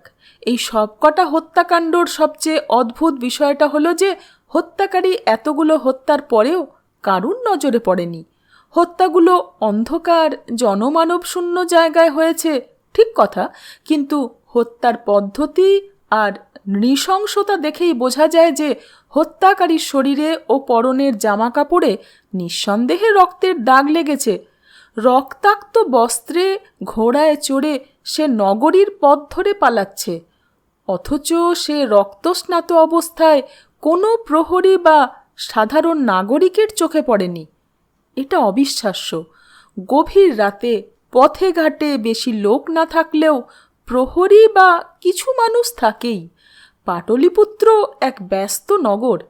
প্রথমবার বা দ্বিতীয়বার যদি বা দৈবাৎ সে সকলের নজর এড়িয়ে যেতে সক্ষম হয়, তবুও সেই কাজ 4 বার করতে পারাটা অসম্ভব। খানিক বিরতি নিয়ে চাণক্য আবার বলা শুরু করলেন, যুক্তি নির্ভর চিন্তা করলে এর একটাই উত্তর পাওয়া যায়। যুক্তি বলে নিঃসন্দেহে তাকে এক বা একাধিক লোক দেখেছে। একটা রক্তাক্ত মানুষকে রাতে রাস্তায় দেখেও প্রহরী বা অন্যান্য ব্যক্তি কোনো এক বিশেষ কারণে সন্দেহ করেনি। অর্থাৎ হত্যাকারী এমন একজন ব্যক্তি যাকে মাঝে মাঝেই রক্তাক্ত পোশাকে দেখা যায়, সঙ্গে একটা রক্তাক্ত বড় ধারালো অস্ত্র থাকা সত্ত্বেও কারুর মনে তা সন্দেহর উদ্রেক করেনি। সম্ভবত পেশাগত কারণে তাকে সেই রূপে দেখতে পাওয়াটাই স্বাভাবিক। বলতে পারো কি সেই ব্যক্তির পেশা? জীবসিদ্ধি উত্তর দিল, সৈনিক। অসম্ভব। সম্ভাবনা উড়িয়ে দিলেন সেনাপতি। বললেন, কোনো সৈনিক রাতের রাস্তায় অকারণ রক্তাক্ত অবস্থায় টহল দিয়ে বেড়ালেও সেই দৃশ্য বড়ই অসম্ভব। যুদ্ধ পরিস্থিতি ছাড়া কোনো সৈনিক অকারণ রক্তাক্ত তলোয়ার নিয়ে ঘুরে বেড়ায় না। সেনাপতির কথার সমর্থনে চাণক্য বললেন, একদম যথাযথ যুক্তি সেনাপতি। না, হত্যাকারী কোনো সৈনিক নয়। সে এমন একটা পেশার সঙ্গে যুক্ত যেখানে তাকে নিত্যদিনই রক্তের দাগ লাগা পোশাকে মানুষ দেখে অভ্যস্ত, তাই আলাদা করে চোখে পড়ে না। আচার্যর সামনে বসা 3 জনেই উত্তেজিত ভঙ্গিতে সমস্বরে উত্তর দিল, সৈনিক। সৈনিক অর্থাৎ মাংস বিক্রেতা বা কসাই। ঠিক, যথার্থ আন্দাজ করেছ। আমি নিশ্চিত যে আমাদের এই হত্যাকারী পেশায় একজন মাংস বিক্রেতা। আমাদের রাজধানীতে মাংস বিক্রেতারা সময় বাঁচাতে পশু জবাই করে রাতেই তৈরি রাখে, যাতে পরদিন সকালে তা বিক্রি করে দেওয়া যায়। তাই রাতে কোনো সৈনিককে রক্তমাখা ছুরি আর পোশাকে দেখলেও ব্যাপারটা আমাদের কাছে খুব স্বাভাবিক মনে হবে। আমার ধারণা সৈনিকরা এই ব্যক্তিকে তার জীবিকার প্রমাণ পেয়ে রাতে ধরেও ছেড়ে দিয়েছে। অনেক কাটা মাংসের মাঝে এক মানবীর জরায়ু লুকিয়ে সহজেই সে চলাচল করে ঘোড়া চালিয়ে। প্রহরীরা আটকালে সে তার পরিচয়পত্র দেখায় আর নিজের সঙ্গে থাকা মাংসর ঝুলি দেখিয়ে প্রমাণ দেয় যে এগুলো সবই পশুর মাংস। অতএব তার শরীরে লেগে থাকা রক্তও পশুর রক্ত। আমার আন্দাজ কি আপনাদের কাছে যুক্তিসঙ্গত ও গ্রহণযোগ্য মনে হচ্ছে? 3 জনই সম্মতিতে মাথা নাড়ে। চাণক্য আরও এক চুমুক মধু গলাধঃকরণ করলেন, তারপর বললেন, এই যুক্তি নির্ভর আন্দাজ ব্যাপারটা ভারী চমৎকার। এর সাহায্যে বহু ক্ষেত্রেই বাস্তব ঘটনাস্থলে না গিয়েও শুধু যুক্তির ওপর যুক্তি সাজিয়ে নিজের জায়গায় বসেই রহস্যর সমাধান করা যায়। এই ক্ষেত্রেও আমি তাই করেছি। আমি শুধু নিজেকে এই হত্যাকারীর জায়গায় রেখে তার মনস্তত্ত্বর গভীরে ঢোকার চেষ্টা করেছি। পরবর্তী বিশ্লেষণ পুরোটাই অপরাধীর মনস্তত্ত্ব নিয়ে। প্রথমেই আসা যাক কয়েকটা প্রশ্নে। প্রথমত, হত্যাকারী শুধুমাত্র গণিকাদেরই নিজের শিকার বানাচ্ছে কেন? তার কি কোনো ব্যক্তিগত আক্রোশ আছে তাদের ওপর? আমার ধারণা নিশ্চয়ই তাই। এই হিংস্রতা এবং নৃশংসতা কোনো সাধারণ সুস্থ মস্তিষ্কের মানুষের পক্ষে করা প্রায় অসম্ভব। এটা কোনো এক উন্মাদ ব্যক্তির কাজ এবং পতিতাদের সে অতিমাত্রায় ঘৃণা করে। তার অতীতে এমন কিছু ভয়ঙ্কর ঘটনা ঘটেছে যা তার মনে এই বিকার সৃষ্টি করেছে। হঠাৎ ঘটা কোনো ঘটনায় কিন্তু এতটা প্রভাব ফেলা সম্ভব নয়। সম্ভবত এই ঘৃণার সূত্রপাত অনেক আগে। বাল্যকালে প্রাপ্ত মানসিক আঘাতে শিশু মনে গভীর রেখাপাত করে থাকে। তার থেকে এই গভীর ঘৃণা আর আক্রোশের জন্ম হওয়া সম্ভব। একটু বিরতি নিয়ে পুনরায় নিজের বিশ্লেষণ শুরু করলেন চাণক্য। এইবার আসি আমার দ্বিতীয় প্রশ্নে। হত্যার পর কোন আক্রোশে হত্যাকারী মৃতার শরীর থেকে জরায়ু ছিন্ন করে সঙ্গে নিয়ে যায়? শুধুমাত্র জরায়ুই কেন? মানব শরীরের অন্য কোনো অঙ্গ নয় কেন? এর উত্তরও একটু যুক্তি দিয়ে ভাবলে অনুমান করা সম্ভব। মানুষের চোখের সঙ্গে সৌন্দর্যর সম্পর্ক করি আমরা। উদাহরণ হিসেবে মনে করে দেখুন, কয়েক বছর আগে পাটলিপুত্রে ঘটে যাওয়া একটা ঘটনা। পরস্ত্রীর দিকে তাকানোর অপরাধে সেই রমণীর স্বামী এক ব্যক্তির চোখ উপড়ে নিয়েছিল। ঘটনাটা নিশ্চয়ই মনে আছে আশা করি। ঘটনাটা কয়েক বছর আগেই নগরে বেশ আলোড়ন সৃষ্টি করেছিল, তাই সকলেরই মনে আছে। আচার্য বললেন, ঠিক সেই রকমভাবেই হৃদয়কে আমরা প্রেম বা ভালোবাসার সঙ্গে সম্পর্কিত বলে থাকি। যোনিদেশ হল যৌনতার প্রতীক এবং জরায়ু হল জন্ম বা মাতৃত্বর প্রতীক। অর্থাৎ হত্যাকারীর সমস্ত আক্রোশের উৎস তার বা অন্য কারুর জন্ম অথবা মাতৃত্ব সম্পর্কিত কোনো ঘটনা থেকে হয়েছে।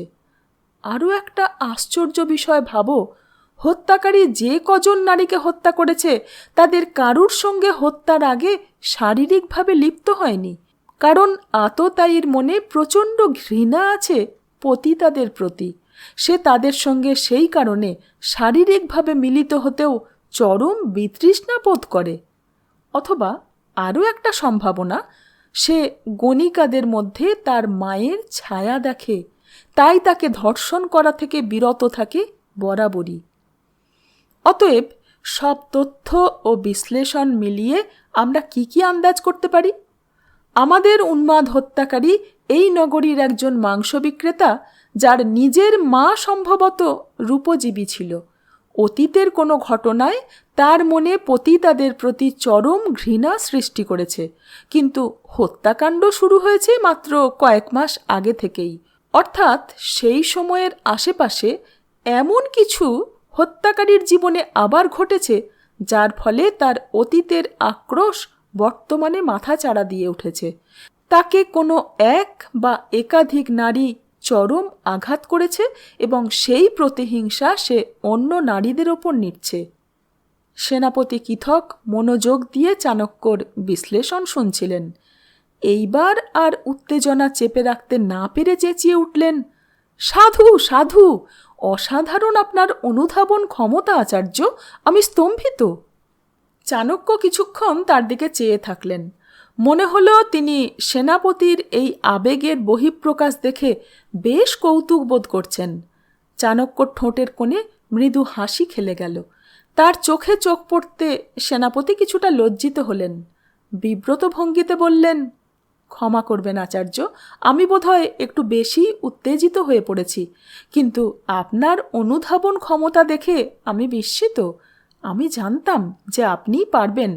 আমি সুসেনকে বলেছিলাম যে এই সমস্যার সমাধান একমাত্র মহামতি বিষ্ণুগুপ্ত চাণক্যই করতে পারেন। ওহে সেনাপতি, উত্তেজনা প্রশমিত করুন। অতি উত্তেজনা স্বাস্থ্য ও বিচার শক্তি দুটোর ক্ষেত্রেই ক্ষতিকর। এইবার তবে আপনাকে আমি বলি যে আপনার পরবর্তী কর্তব্য কি? হ্যাঁ, অবশ্যই বলুন আচার্য। সেনাপতি এবং সুসেন আপনাদের পরবর্তী কাজে সাহায্য করবে স্বয়ং জীবসিদ্ধি। জীবসিদ্ধি নগরে তোমার পুরনো গুপ্তচর চক্রর গূঢ় পুরুষরা কি এখনো আছে? প্রয়োজনও কি তাদের আবার কাজে লাগানো যেতে পারে?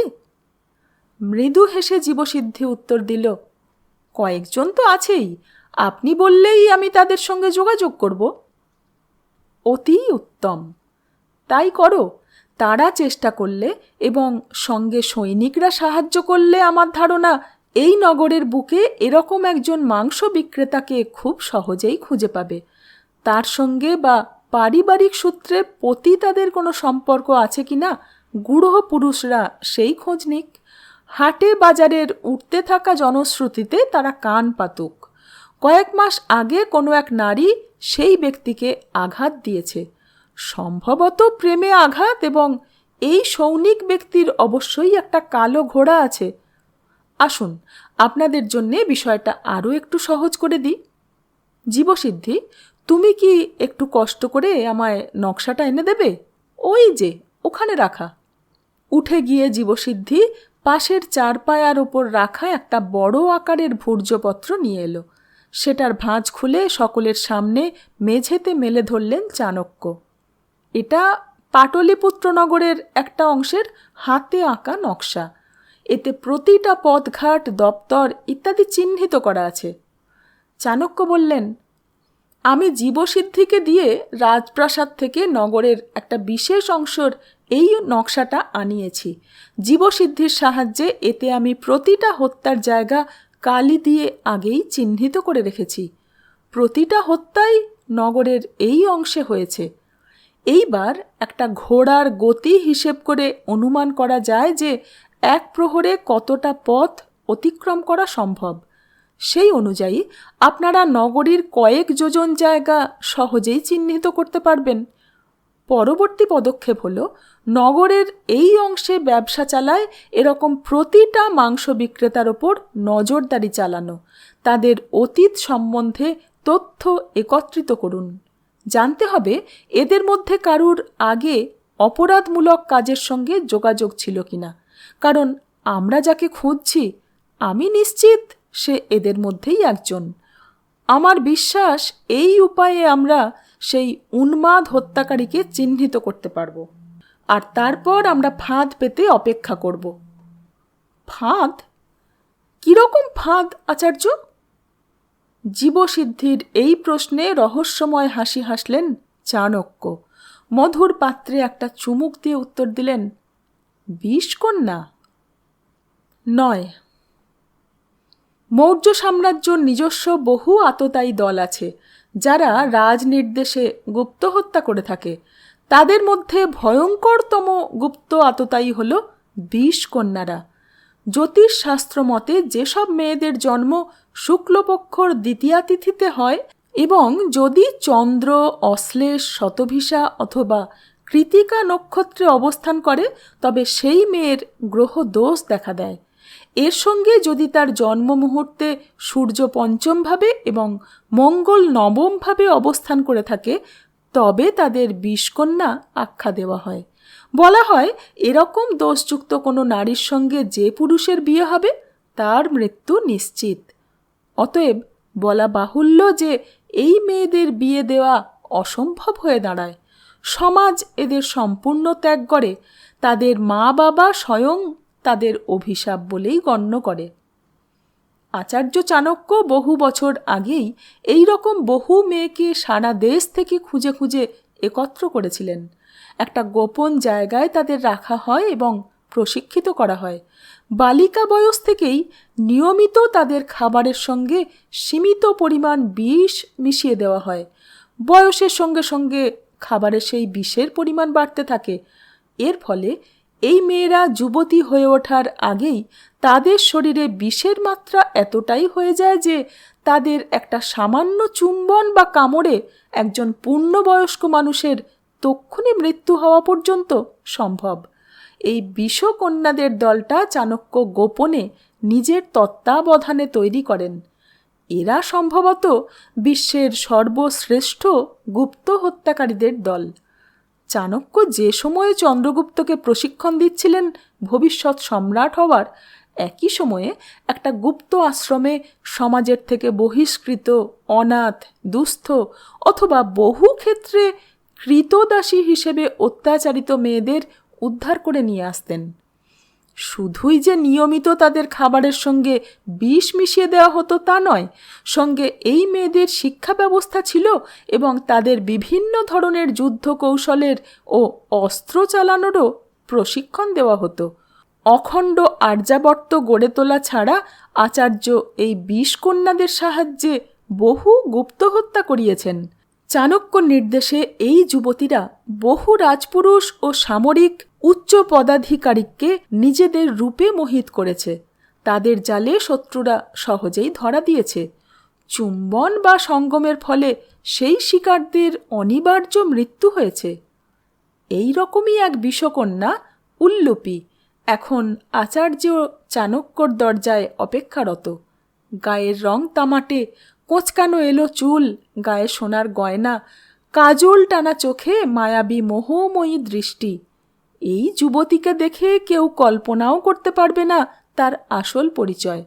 সে একজন প্রশিক্ষিত গুপ্ত আততায়ী। তার এক কামড়ে আছে নিশ্চিত মৃত্যু। গুরুদেব। কুটিরের দরজা খুলে বেরিয়ে এলেন চাণক্য। বাইরে অপেক্ষারত যুবতীকে দেখে হাসি খেলে গেল ওর মুখে। বললেন, উল্লুপী, এসো মা, এসো। উল্লুপী মাটিতে বসে চাণক্যর পায়ে মাথা ঠেকালো। তাকে আশীর্বাদ করে চাণক্য বললেন, আয়ুষ্মান ভবা, উৎকৃষ্ট বীরাঙ্গনা। কুটিরে ঢুকল যুবতী। তাকে আসন গ্রহণ করতে বলে নিজেও মুখোমুখি বসলেন চাণক্য। উল্লুপী প্রশ্ন করল, জীবসিদ্ধি ভাই বলল আপনি আমায় স্মরণ করেছেন? হ্যাঁ মা, মগধের তোমায় আবার প্রয়োজন। আমার একটা বিশেষ কাজ তোমায় করতে হবে, আর এই কাজ একমাত্র তুমিই পারবে। আদেশ করুন আচার্য, দেশের কোন সেবা আমি করতে পারি? আপনাকে আমরা ২০ কন্যারা বাবার জায়গা দিয়েছি। মাত্র ১০ বছর বয়সে যখন কুলক্ষণা হওয়ার দোষে আমার নিজের বাবা আমায় দাস ব্যবসায়ীর হাতে বিক্রি করে দিয়েছিল, তখন আপনি আমায় উদ্ধার করেন, নতুন জীবন দান করেন। যে ২০ কন্যা নামে আমার লজ্জা ছিল, আজ সেটাই আমার গর্বের উপাধি। আমি ২০ কন্যা উল্লুপী আপনার আদেশে প্রাণ দিতে এবং প্রাণ নিতে সদা প্রস্তুত। আপনি আদেশ করুন বাবা।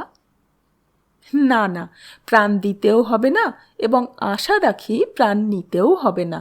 রাজধানীতে ঘটে যাওয়া পরপর হত্যাগুলোর জন্য দায়ী ব্যক্তিকে গ্রেপ্তারে তোমার সাহায্য চাই। তুমি এ কাজের উপযুক্ত। এতে তোমার জীবন সংশয়ের সম্ভাবনা আছে উল্লুপী, তবে আমার বিশ্বাস এর চেয়ে অনেক বেশি বিপদেও নিজেকে রক্ষা করতে সক্ষম তুমি। মগধ তোমার কাছে চিরঋণী থাকবে। আপনি নির্দ্বিধায় বলুন আপনার পরিকল্পনা, আমি প্রস্তুত। ভীমার কথা। পৃথিবীর সবচেয়ে প্রাচীন ব্যবসা হলো দেহ ব্যবসা।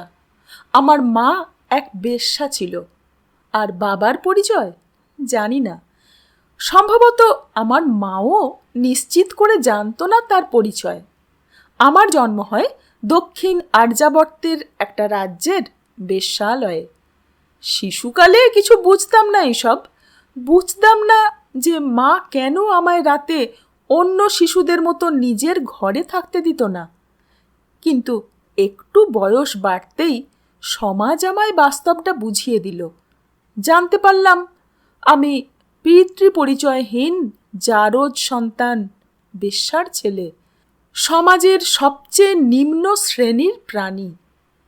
পাঠশালায় যাওয়ার ইচ্ছা ছিল, কিন্তু বেশ্যাপুত্রকে কোনো ব্রাহ্মণ তার গুরুকুলে স্থান দেননি।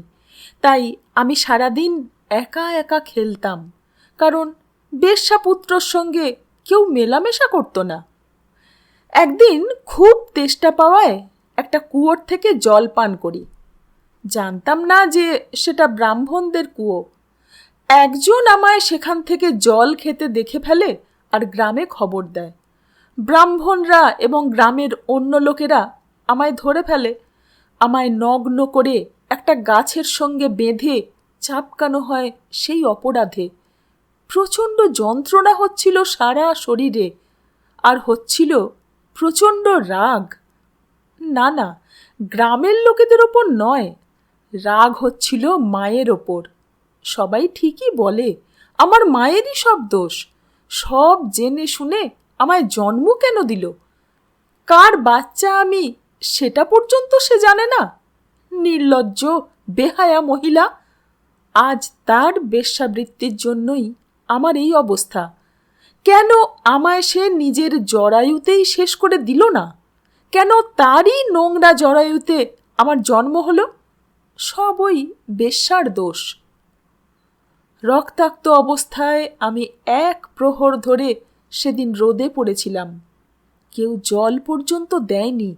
আমি সেদিনই প্রতিটা আঘাত থেকে নির্গত রক্তবিন্দুর নামে শপথ করি যে আমার মাকে সাজা দেব আমি। কয়েকদিন লাগলো সুস্থ হতে। তারপর সুযোগের অপেক্ষায় থাকলাম। কয়েক মাস পর সুযোগ এসেও গেল।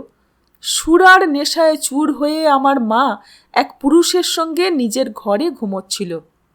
আমি একটা ছুরি সোজা বসিয়ে দিলাম আমার ঘুমন্ত মায়ের বুকে। শব্দ করারও সুযোগ পেল না।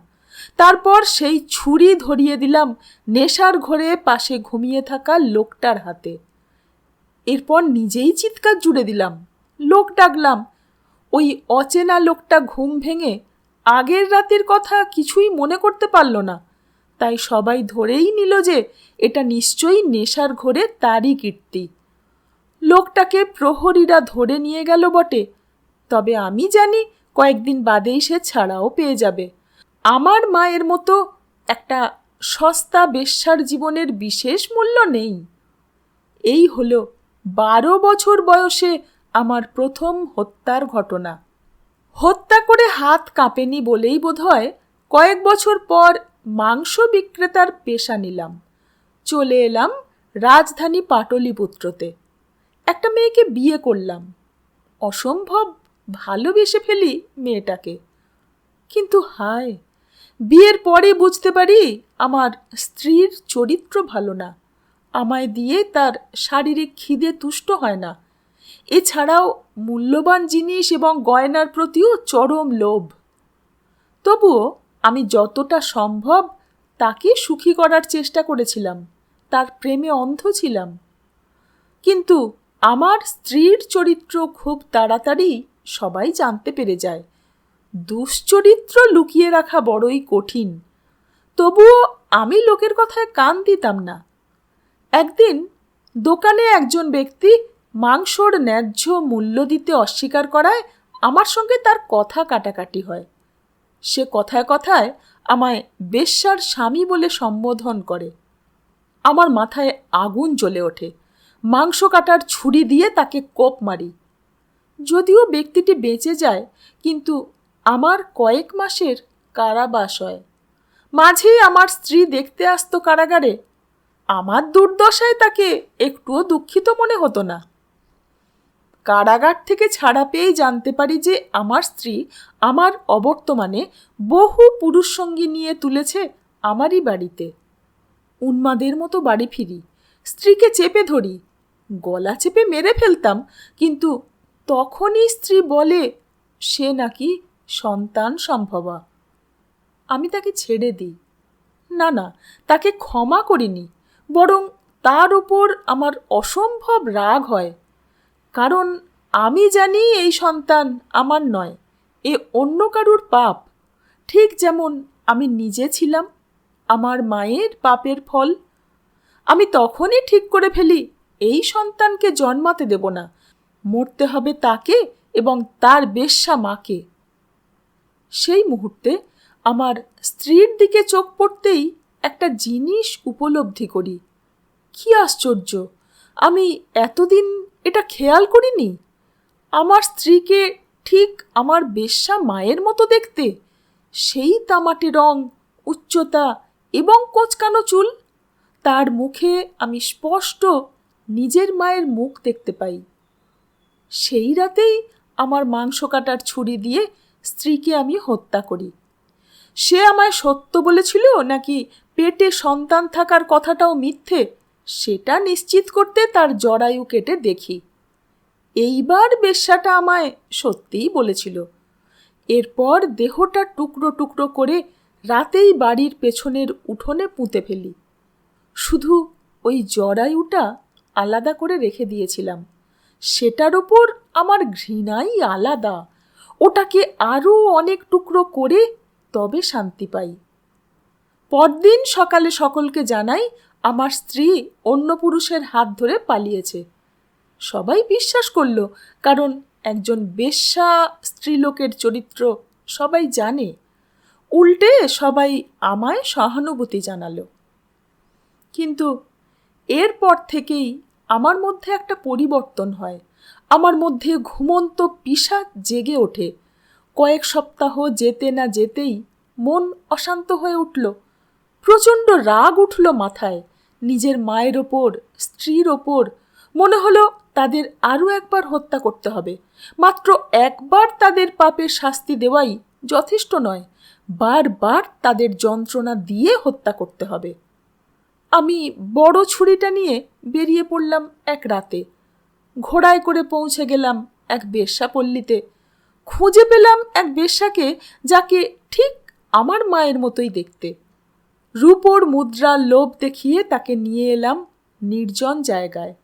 তাকে হত্যা করলাম। ছুরি চালানোর সময়ে তার মুখটা হুবহু আমার মায়ের মতোই লাগছিল।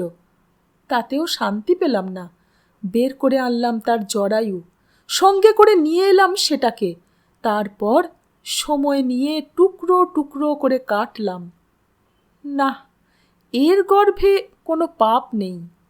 আহ, কি যে শান্তি পেলাম! তারপর যথারীতি সেই টুকরোগুলোর জায়গা হলো আমার বাড়ির পেছনে। কিন্তু এরপর থেকে মাঝে মাঝেই আমার মন অশান্ত হয়ে ওঠে। তখন আমি খুঁজতে বের হই আমার মাকে, আমার স্ত্রীকে। তাদের সাজা দিয়েই আমি বারবার বড় শান্তি পাই, খুব শান্তি। হন্তদন্ত হয়ে চাণক্যর বাড়িতে ঢুকলেন সেনাপতি কিথক। আচার্য, সুখবর আছে। শান্ত হন মহাবীর। রাগ আর অতি উৎফুল্লতা দুটোই মানুষের বুদ্ধি নাশ ঘটায়। আচার্য, আমার ধারণা আমরা অপরাধীর সন্ধান পেয়েছি। জীবসিদ্ধি মহাশয়ের লোকেরাই সেই খবর এনেছে। আপনার কথা মতোই এই ব্যক্তি পেশায় সৈনিক, মাংস বিক্রি করে। কয়েক মাস আগে জনৈক ব্যক্তির সঙ্গে বচসা হওয়ায় রেগে গিয়ে তাকে আঘাত করে এই লোকটা। কয়েক মাস কারাবাসও করেছে এই কারণে। স্ত্রী তাকে ত্যাগ করে পরপুরুষের সঙ্গে নিখোঁজ হয়েছে। খোঁজ নিয়ে এও জেনেছি তার মা একজন গণিকা ছিল। সাধু। আমার বিশ্বাস সাম্যর সন্দেহে ভুল হয়নি। বিনা প্রমাণে এই ব্যক্তিকে আটক করা যাবে না, আর তাই একে ধরতে হবে প্রমাণ সমেত। সেই কারণেই ফাঁদ পেতে অপেক্ষা করতে হবে, যাতে শিকারী স্বয়ং এইবার শিকার হয়। এই নরপিশাচটা যোগ্য শাস্তি পেলে তবেই ছায়া এবং পীতাম্বরীর আত্মা শান্তি লাভ করবে। কি? কাদের আত্মা? আহা, ওই মৃত স্ত্রীদের মধ্যে দুজনের নাম ছায়া এবং পীতাম্বরী। আপনার অবশ্য তাদের নাম জানার কথা না, স্বাভাবিক। ও বেশ, তা আচার্য, এরপর আমাদের করণীয় কি? নজর রাখুন ওই পুরুষটার ওপর। সে এখন একটা রক্তের স্বাদ পাওয়া সাপদ। শিকার না করে বেশি দিন থাকতে পারবে না। প্রতিবার সে আলাদা আলাদা গণিকাপল্লী থেকে শিকার নিয়েছে। নগরের আর শুধুমাত্র একটাই গণিকালয়ে বাকি আছে। অনুমান করতে পারি সে তার পরবর্তী শিকারের সন্ধানে সেইখানেই আসবে।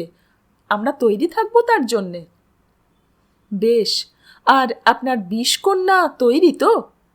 হ্যাঁ, আজ রাত থেকে সে রোজই তৈরি থাকবে, সুযোগ আসবেই। আচ্ছা, কতদিন আগে আঙুরির হত্যা হয়েছে সেনাপতি? তা প্রায় 1 সপ্তাহ হতে চলল আঙুরির হত্যার।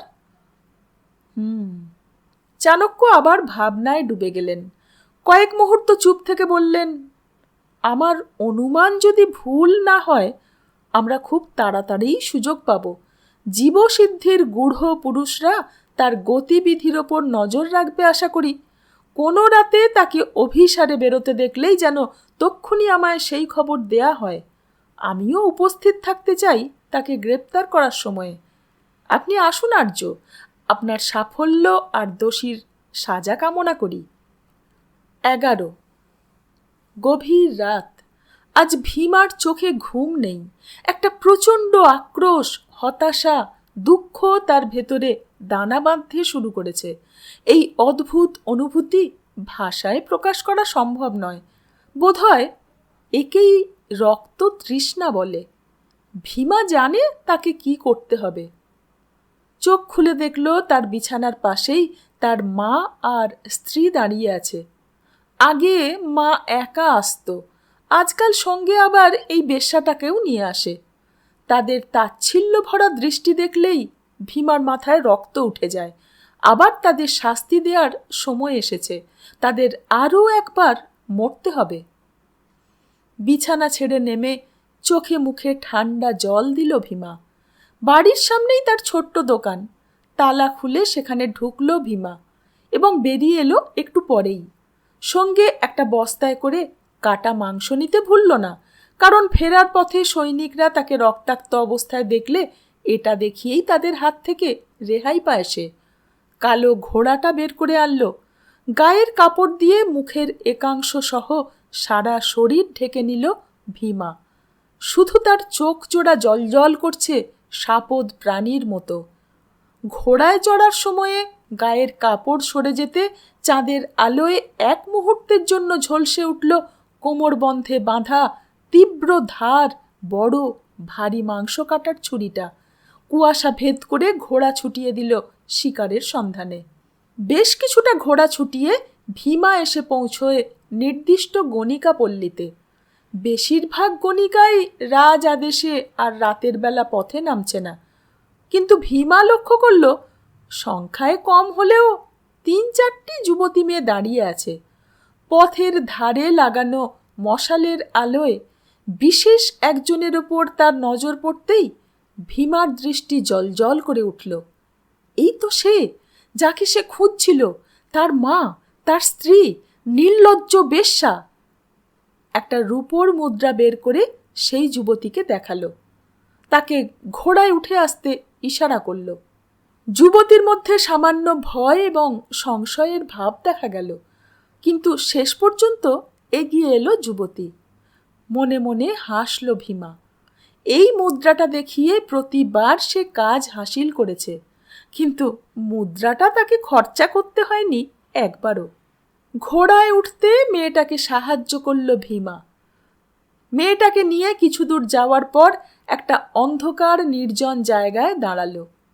মেয়েটাকে নামতে বলল। মেয়েটা ইতস্তত করছিল। ভীমা মুখ থেকে কাপড় সরিয়ে মিষ্টি গলায় তাকে বলল, দেখ ছড়ি, বাড়িতে স্ত্রী আছে, তাই তোকে বাড়ি নিয়ে যেতে পারবো না। আর তোর এলাকায় তোর ঘরে ঢুকতে কেউ দেখে নিক সেটাও আমি চাই না, তাই এখানে আনলাম। চিন্তা করিস না, আমায় খুশ করতে পারলেই মুদ্রা তোর। এই কথায় মেয়েটা নেমে পড়ল। ভীমা নেমে এসে মেয়েটাকে নিয়ে অন্ধকারের একটু ভেতরের দিকে এগিয়ে গেল। আড়াল হতেই মেয়েটাকে দেয়ালে ঠেসে ধরল। কিছু করার আগেই গায়ের জোরে মেয়েটার মুখ চেপে ধরল। তারপর দ্রুত নিজের কোমর থেকে টেনে বের করে আনলো ছুরিটা। সেই মুহূর্তে ভীমা টের পেল মেয়েটার মুখ চেপে ধরা হাতে মেয়েটা মৃদু কামড় বসিয়েছে। অতি সামান্য কামড়, কিন্তু হঠাৎ জ্বলে উঠল জায়গাটা। ছুরি ধরা হাতটা যেন হঠাৎই ভারী হয়ে আসছে, ধরে রাখতে অসুবিধে হচ্ছে। মাথার ভেতরটা পাক দিচ্ছে আর চোখের দৃষ্টিও যেন ঝাপসা হয়ে আসছে।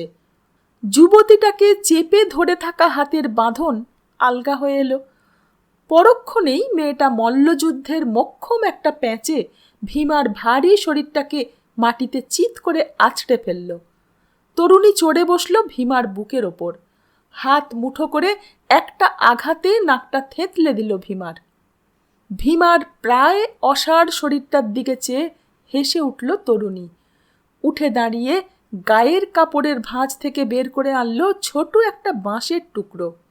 সেটা ঠোঁটে ঠেকিয়ে 3 বার ফুঁ দিয়ে একটা অদ্ভুত শব্দ বের করল। মাত্র কয়েকটা মুহূর্ত, তারপরেই অন্ধকার আর কুয়াশা ভেদ করে বেরিয়ে এলো 5-6 জন সৈনিক। হাতে খোলা তলোয়ার নিয়ে ঘিরে ধরল ধরাশায়ী ভীমাকে। এদের মধ্যে একজন সেনাপতি কিথক। প্রহরীদের পেছন থেকে এতক্ষণে এগিয়ে এলেন আরও 2 জন। তাদের দেখে বাকি প্রত্যেকে করজোড়ে প্রণাম করল। জীবসিদ্ধির হাতে মশাল এবং তার সামনের জন স্বয়ং আচার্য চাণক্য। গণিকারূপী উল্লুপির সামনে এসে প্রশংসার সুরে আচার্য বললেন, সাধু মা, সাধু, এই অসম্ভব সাহসিকতার জন্যে মগধ তোমার কাছে চিরঋণী থাকবে। চাণক্য দৃষ্টি ঘোরালেন ধরাশায়ী ব্যক্তিটির দিকে। নিজের মনেই বললেন, এই তবে আমাদের হত্যাকারী। উল্লুপি, বেশি গভীরে কামড়াওনি তো? বেশি বিষে মৃত্যু হবে না আশা করি? না গুরুদেব, ঠিক যেমন আপনি নির্দেশ দিয়েছিলেন, কয়েক ঘন্টা অবশ হয়ে থাকবে শরীর। বেশ বেশ। 12। সম্রাট চন্দ্রগুপ্তর রাজসভা। আজ সেখানে সব মন্ত্রী ও গণ্যমান্য রাজপুরুষ উপস্থিত। পাটলিপুত্রের দুঃস্বপ্নের ইতি হয়েছে। কয়েক মাস ধরে ঘটতে থাকা হত্যাকাণ্ডর মূল অভিযুক্ত এই মুহূর্তে কারাগারে। 20 কন্যা উল্লুপি, সেনাপতি কিথক এবং সুসেন আজ সভার প্রধান অতিথি। আরও একজন আজ আমন্ত্রিত এই রাজসভায় সম্মানীয় অতিথি হিসেবে, মহামতি আচার্য বিষ্ণুগুপ্ত চাণক্য, যার বিচক্ষণতা আর অনুধাবন শক্তি ছাড়া কোনোভাবেই হত্যাকারীকে ধরা সম্ভব ছিল না। তবে তিনি এখনো আসেননি। অন্য কেউ বিষয়টা বিশেষ প্রাধান্য না দিলেও সম্রাট নিজে ব্যাপারটা নিয়ে চিন্তিত, কারণ তিনি গুরুদেবের স্বভাবের সঙ্গে বহু বছর ধরে পরিচিত। এই মানুষটা কোনো দিন কোনো কাজে দেরি করেন না। চাণক্য নিজের শিষ্যদের বাল্যকাল থেকেই শিখিয়েছেন, যে সময়কে মাহাত্ম্য দেয়, ইতিহাস তাকেই মাহাত্ম্য দেয়। জীবসিদ্ধিও এসে পৌঁছয়নি, তারই প্রতীক্ষায় রয়েছে সবাই। সম্রাটের ভাবনা শেষ হওয়ার আগেই সভা ঘরে ঢুকলেন চাণক্য এবং সঙ্গে অবশ্যই ছায়া সঙ্গী জীবসিদ্ধি। যথারীতি তাকে দেখেই প্রত্যেক সভাসদ আসন ছেড়ে উঠে দাঁড়ালেন এবং সম্রাট নিজে সিংহাসন ছেড়ে নেমে এসে আচার্যকে প্রণাম জানালেন। সসম্মানে নিজের ডান পাশের খালি আসনে বসতে বললেন। জীবসিদ্ধিও নিজের নির্দিষ্ট আসনে বসল। চাণক্যর অনুমতি নিয়ে সম্রাট চন্দ্রগুপ্ত হাত তুলে সবাইকে শান্ত হতে ইশারা করলেন। সভার সূচনা ঘোষণা করে বললেন, আপনারা সকলেই জানেন যে গত কয়েক মাস ধরে এই নগরের বেশ কিছু গণিকাকে হত্যা করা হয়েছে। কিন্তু সুখবর এটাই যে গতকাল রাতে সেই উন্মাদ হত্যাকারীকে গ্রেপ্তার করা হয়েছে। এই কাজ সম্ভব হয়েছে যেসব মানুষের সাহায্যে সেই সম্মানীয় অতিথিরা আমাদের মাঝে উপস্থিত আছেন। কোন উপায়ে এই উন্মাদ হত্যাকারীকে তারা গ্রেপ্তার করলেন আমি জানি, সেই কাহিনী বিশদে শুনতে আমারই মতো আপনারা সকলেই ব্যগ্র। তাই আমরা তাদের মুখ থেকেই ঘটনার সম্পূর্ণ বিবরণ শুনতে ইচ্ছুক। সভাসদরা সম্মতিক্রমে মাথা নাড়ালেন। সম্রাট চন্দ্রগুপ্ত চাণক্যর দিকে চাইলেন।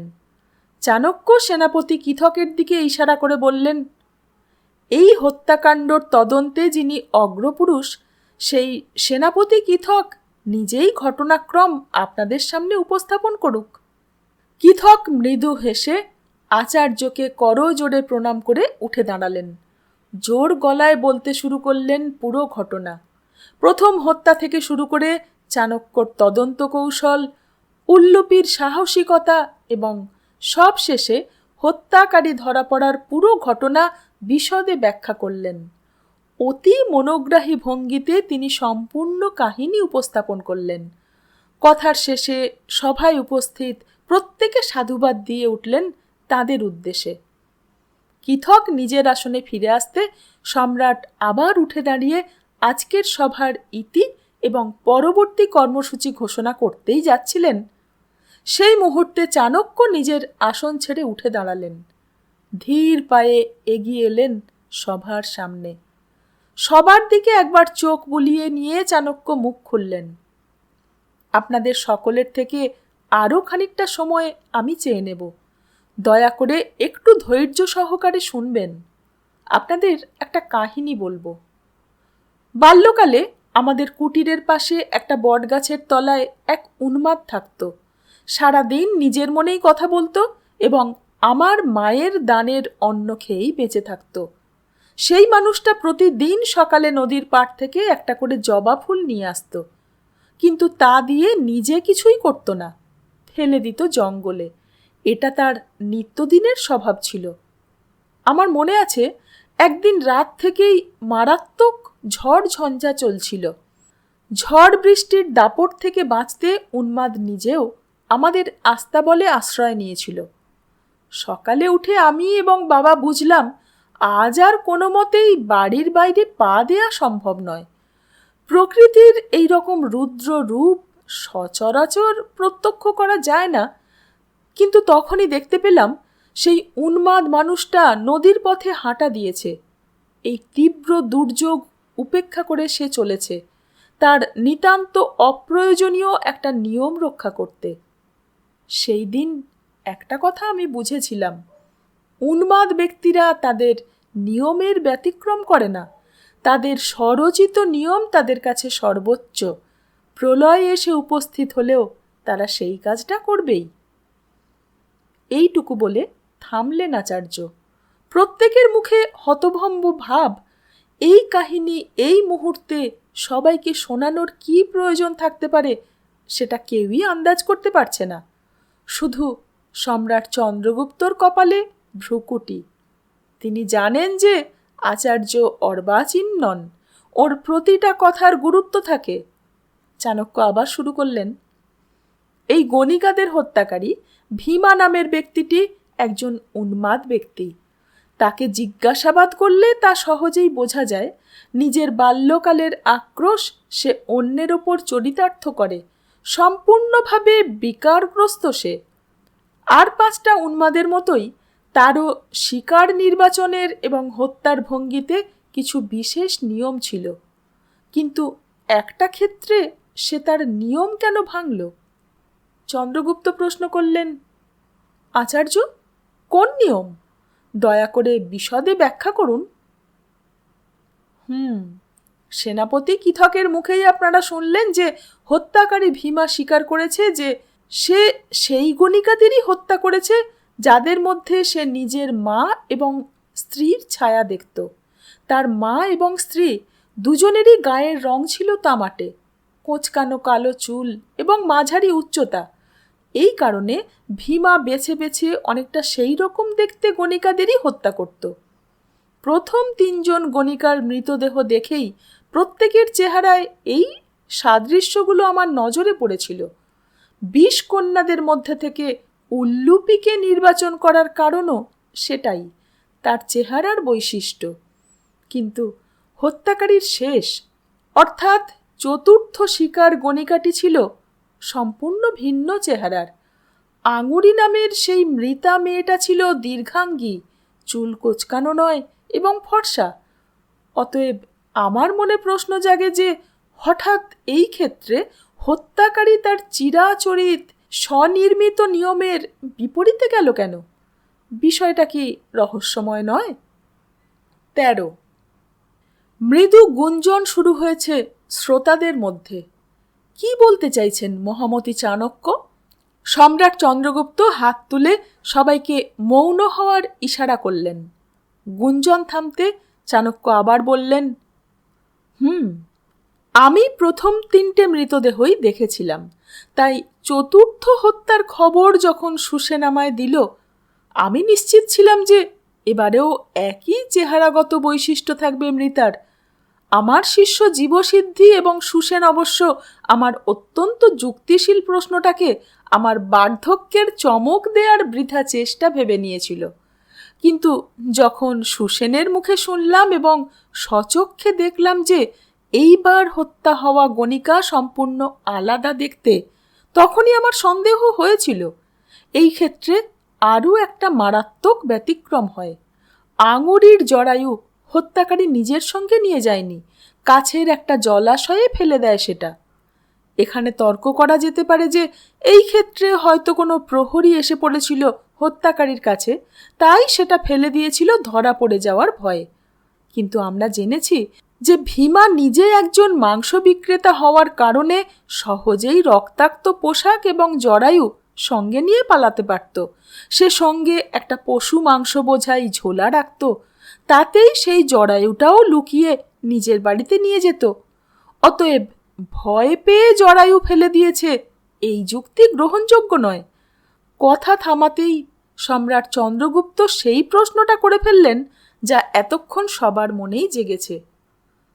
আচার্য, আপনি বলতে চাইছেন চতুর্থ হত্যা অন্য কেউ করেছে? সম্মতিসূচক মাথা নেড়ে চাণক্য বললেন, একদম ঠিক ধরেছেন সম্রাট। যুক্তি নির্ভর বিশ্লেষণ করলেই অনুমান করা যায় যে চতুর্থ গণিকার হত্যাকারী কোনো এক ভিন্ন ব্যক্তি। তাহলে প্রশ্ন হচ্ছে, কে কে সেই ব্যক্তি? এই প্রশ্নের উত্তরও যুক্তি দিয়ে ভাবলে সহজেই অনুমান করা সম্ভব।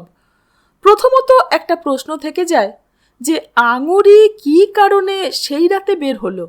সে জানতো বিপদের কথা, তবুও কার আশ্বাসে সে নির্ভয় ছিল?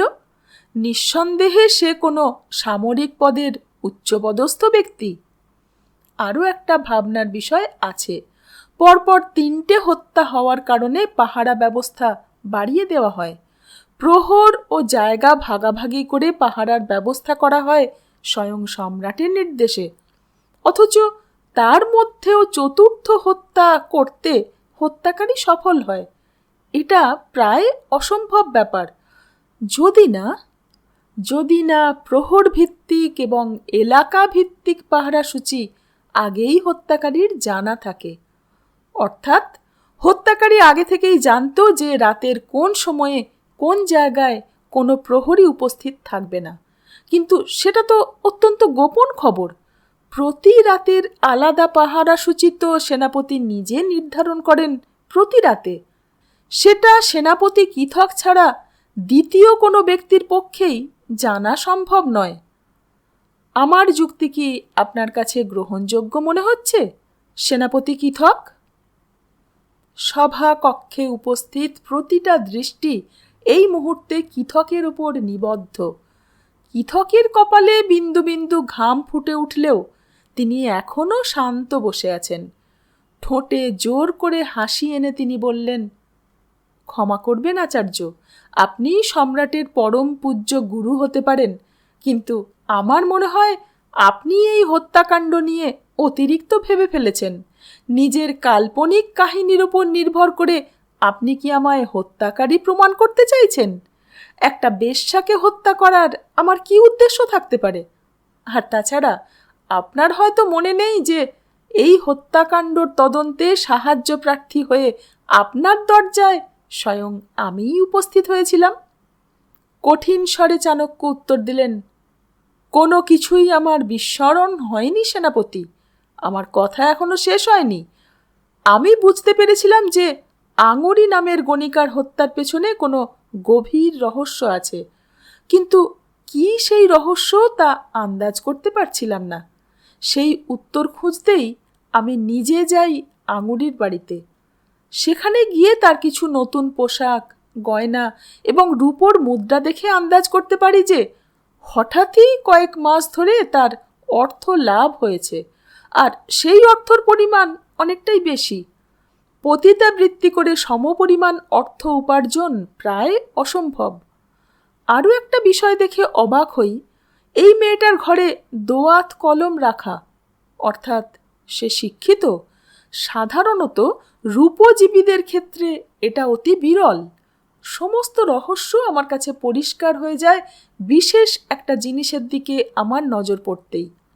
তার বাড়িতে আমি অনেকগুলো ফাঁপা মাদুলি পাই। সেই সময়ে আমার সঙ্গে উপস্থিত সুসেন সেগুলো দেখে একটা ঠিক মন্তব্য করেছিল যে এই মাদুলিগুলোর সঙ্গে বাঁধা সুতোগুলো অত্যন্ত ছোট, গলায় বাঁধার উপযুক্ত নয়, সম্ভবত হাতে বাঁধার।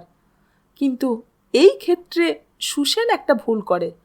সেই সুতোগুলো অনেকটাই বেশি ছোট ছিল, হাতের মাপেরও ছোট।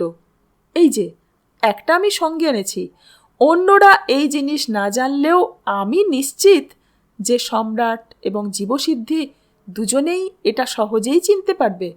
গুপ্তচর বৃত্তিতে এই জিনিস বহু ব্যবহৃত। জীবসিদ্ধি, তুমি একবার সকলের জানার জন্যে বলে দাও দেখি এটা কোন কাজে ব্যবহৃত হয়ে থাকে। জীবসিদ্ধি উত্তর দিল, পায়রার গলায় বাঁধতে মাদুলির মধ্যে গুপ্ত সংবাদ ভরে মোম গলিয়ে মুখ আটকে দেওয়া হয়, তারপর প্রশিক্ষিত পাখির গলায় বেঁধে উড়িয়ে দেওয়া হয়। আমরা নিজেরাও এইভাবে গুপ্ত চিঠি পাঠিয়ে থাকি। ঠিক তাই।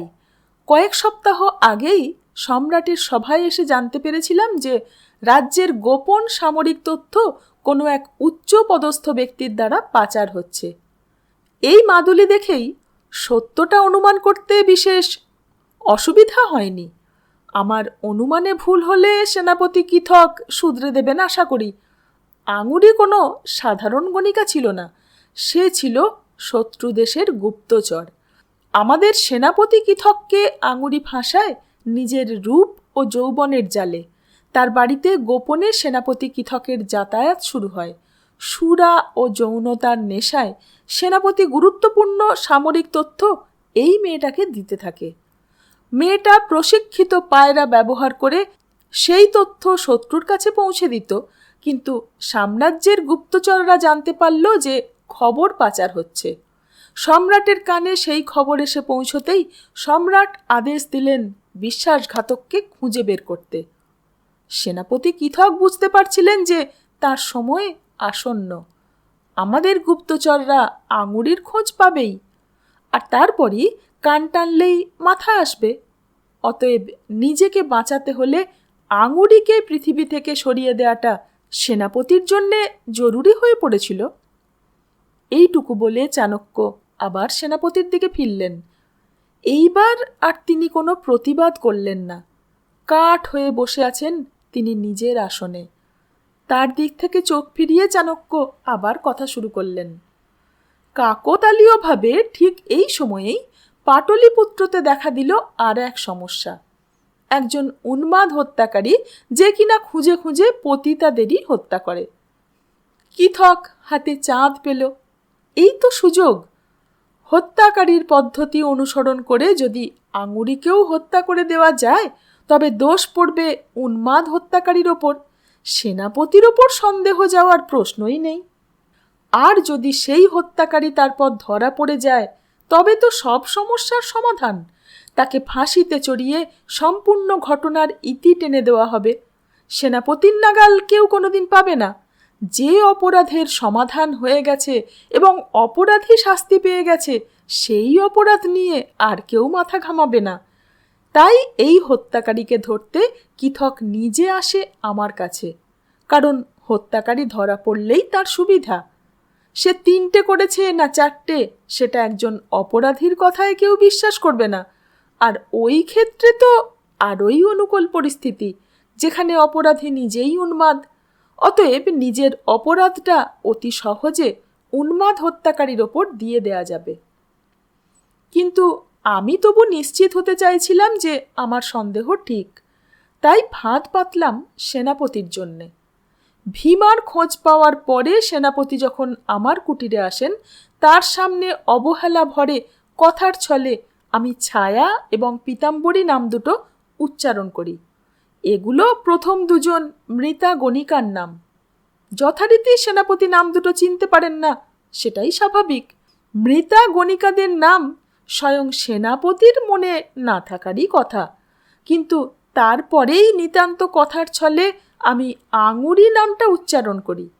সেনাপতি অসাবধানতার বশে আমার ফাঁদে পা দিলেন, এবং এই ক্ষেত্রে সেনাপতি কিন্তু নামটা চিনতে পারলেন। এটা প্রমাণ করে যে এই চতুর্থ গণিকা কিথকের পূর্ব পরিচিতা ছিল। কি সেনাপতি, এখনো অস্বীকার করবেন?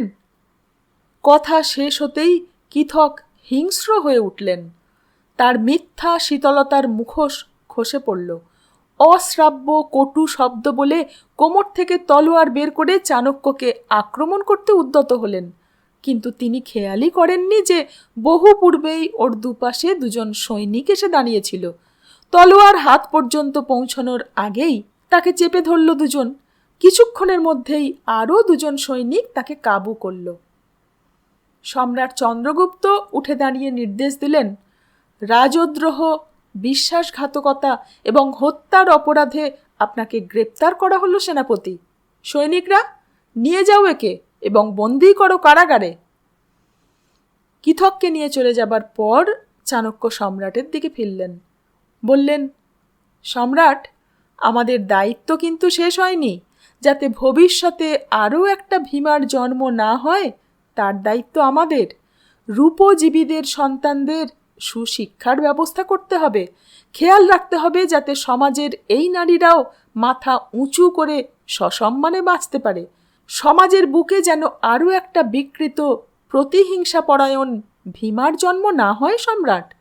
ভীমা আমার ব্যর্থতা, আপনার ব্যর্থতা, এই সমাজ ব্যবস্থার ব্যর্থতার প্রতীক। করজোড়ে মাথা ঝুঁকিয়ে চন্দ্রগুপ্ত প্রণাম জানালেন আচার্যকে। বললেন, আপনার দেখানো পথেই এই দেশের উন্নতি সাধন হবে গুরুদেব। উপসংহার। জীবসিদ্ধি আর চাণক্য বসে আছেন নিজের কুটিরে।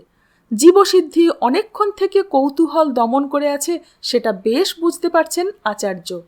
শিষ্যর এনে দেওয়া নতুন মধুর পাত্রর ঢাকনা খুলতে খুলতে বললেন তিনি, জীবসিদ্ধি, মনে যা প্রশ্ন আসছে তা করে ফেলো।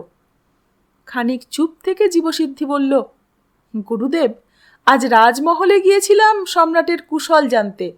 কথা প্রসঙ্গে জানতে চাইলাম হত্যাকারী ভীমার কি হলো। সেনাপতির বিশ্বাসঘাতকতা নিয়ে সকলে এতটাই স্তম্ভিত যে ভীমার ব্যাপারটা সভাসদ ভুলে গেছে। প্রশ্ন করতেই চন্দ্রগুপ্ত বললেন, ভাই, অন্য কেউ হলে বলতাম তার মৃত্যুদণ্ড সম্পন্ন হয়েছে, কিন্তু তোমায় মিথ্যা বলবো না, ভীমার বিষয়ে কোনো কথা বলার অনুমতি আমার নেই। তো? আচার্য, সমগ্র আর্যাবর্ত সম্রাটকে অনুমতি দেওয়ার মতো একজনই ব্যক্তি এই মাটিতে আছে। এইটুকু বোঝার মতো বুদ্ধি আমার আছে। আপনাকেই তাই সরাসরি জিজ্ঞাসা করছি, ভীমার কি হলো? গম্ভীর মুখে চাণক্য উত্তর দিলেন, একটা দেশ শাসন করতে দু ধরনের নীতির প্রয়োজন হয়। সাধারণ নীতি, যা সবার সামনে বলা হয়, আর দ্বিতীয় হলো গুপ্ত নীতি। দ্বিতীয় নীতিগুলোর কথা মুষ্টিমেয় ব্যক্তি জানে, কারণ সবসময় সেই নীতি সুখকর হয় না। বেশিরভাগ ক্ষেত্রেই তা অনৈতিক হয়ে থাকে। আমার আদেশে ভীমাকে জীবিত রাখা হয়েছে। তাকে এক গোপন জায়গায় প্রশিক্ষণ দেওয়া হচ্ছে। তার বিকার, তার ক্রোধকে ঠিক উপায়ে ব্যবহার করলে আমাদের রাজ্য এক অসাধারণ হিংস্র অস্ত্র পাবে। গুপ্ত হত্যার কাজে সে হবে অপরিহার্য। জীবসিদ্ধি অবাক দৃষ্টিতে তার আচার্যর দিকে চেয়ে রইল। আচার্য উত্তর দিলেন, অবাক হয়েও না। মনে রেখো, আমি শুধুই চাণক পুত্র চাণক্য নই। আমায় আরও একটা নামে সম্বোধন করা হয়ে থাকে, কৌটিল্য। রাজনীতি বড়ই বিচিত্র। যত পড়ছি তত আমিও অবাক হচ্ছি। হত্যাশাস্ত্র আজ এখানেই শেষ। ফিরে আসছি অন্য শাস্ত্র নিয়ে, কনক শাস্ত্র। সঙ্গে থাকবেন। ধন্যবাদ।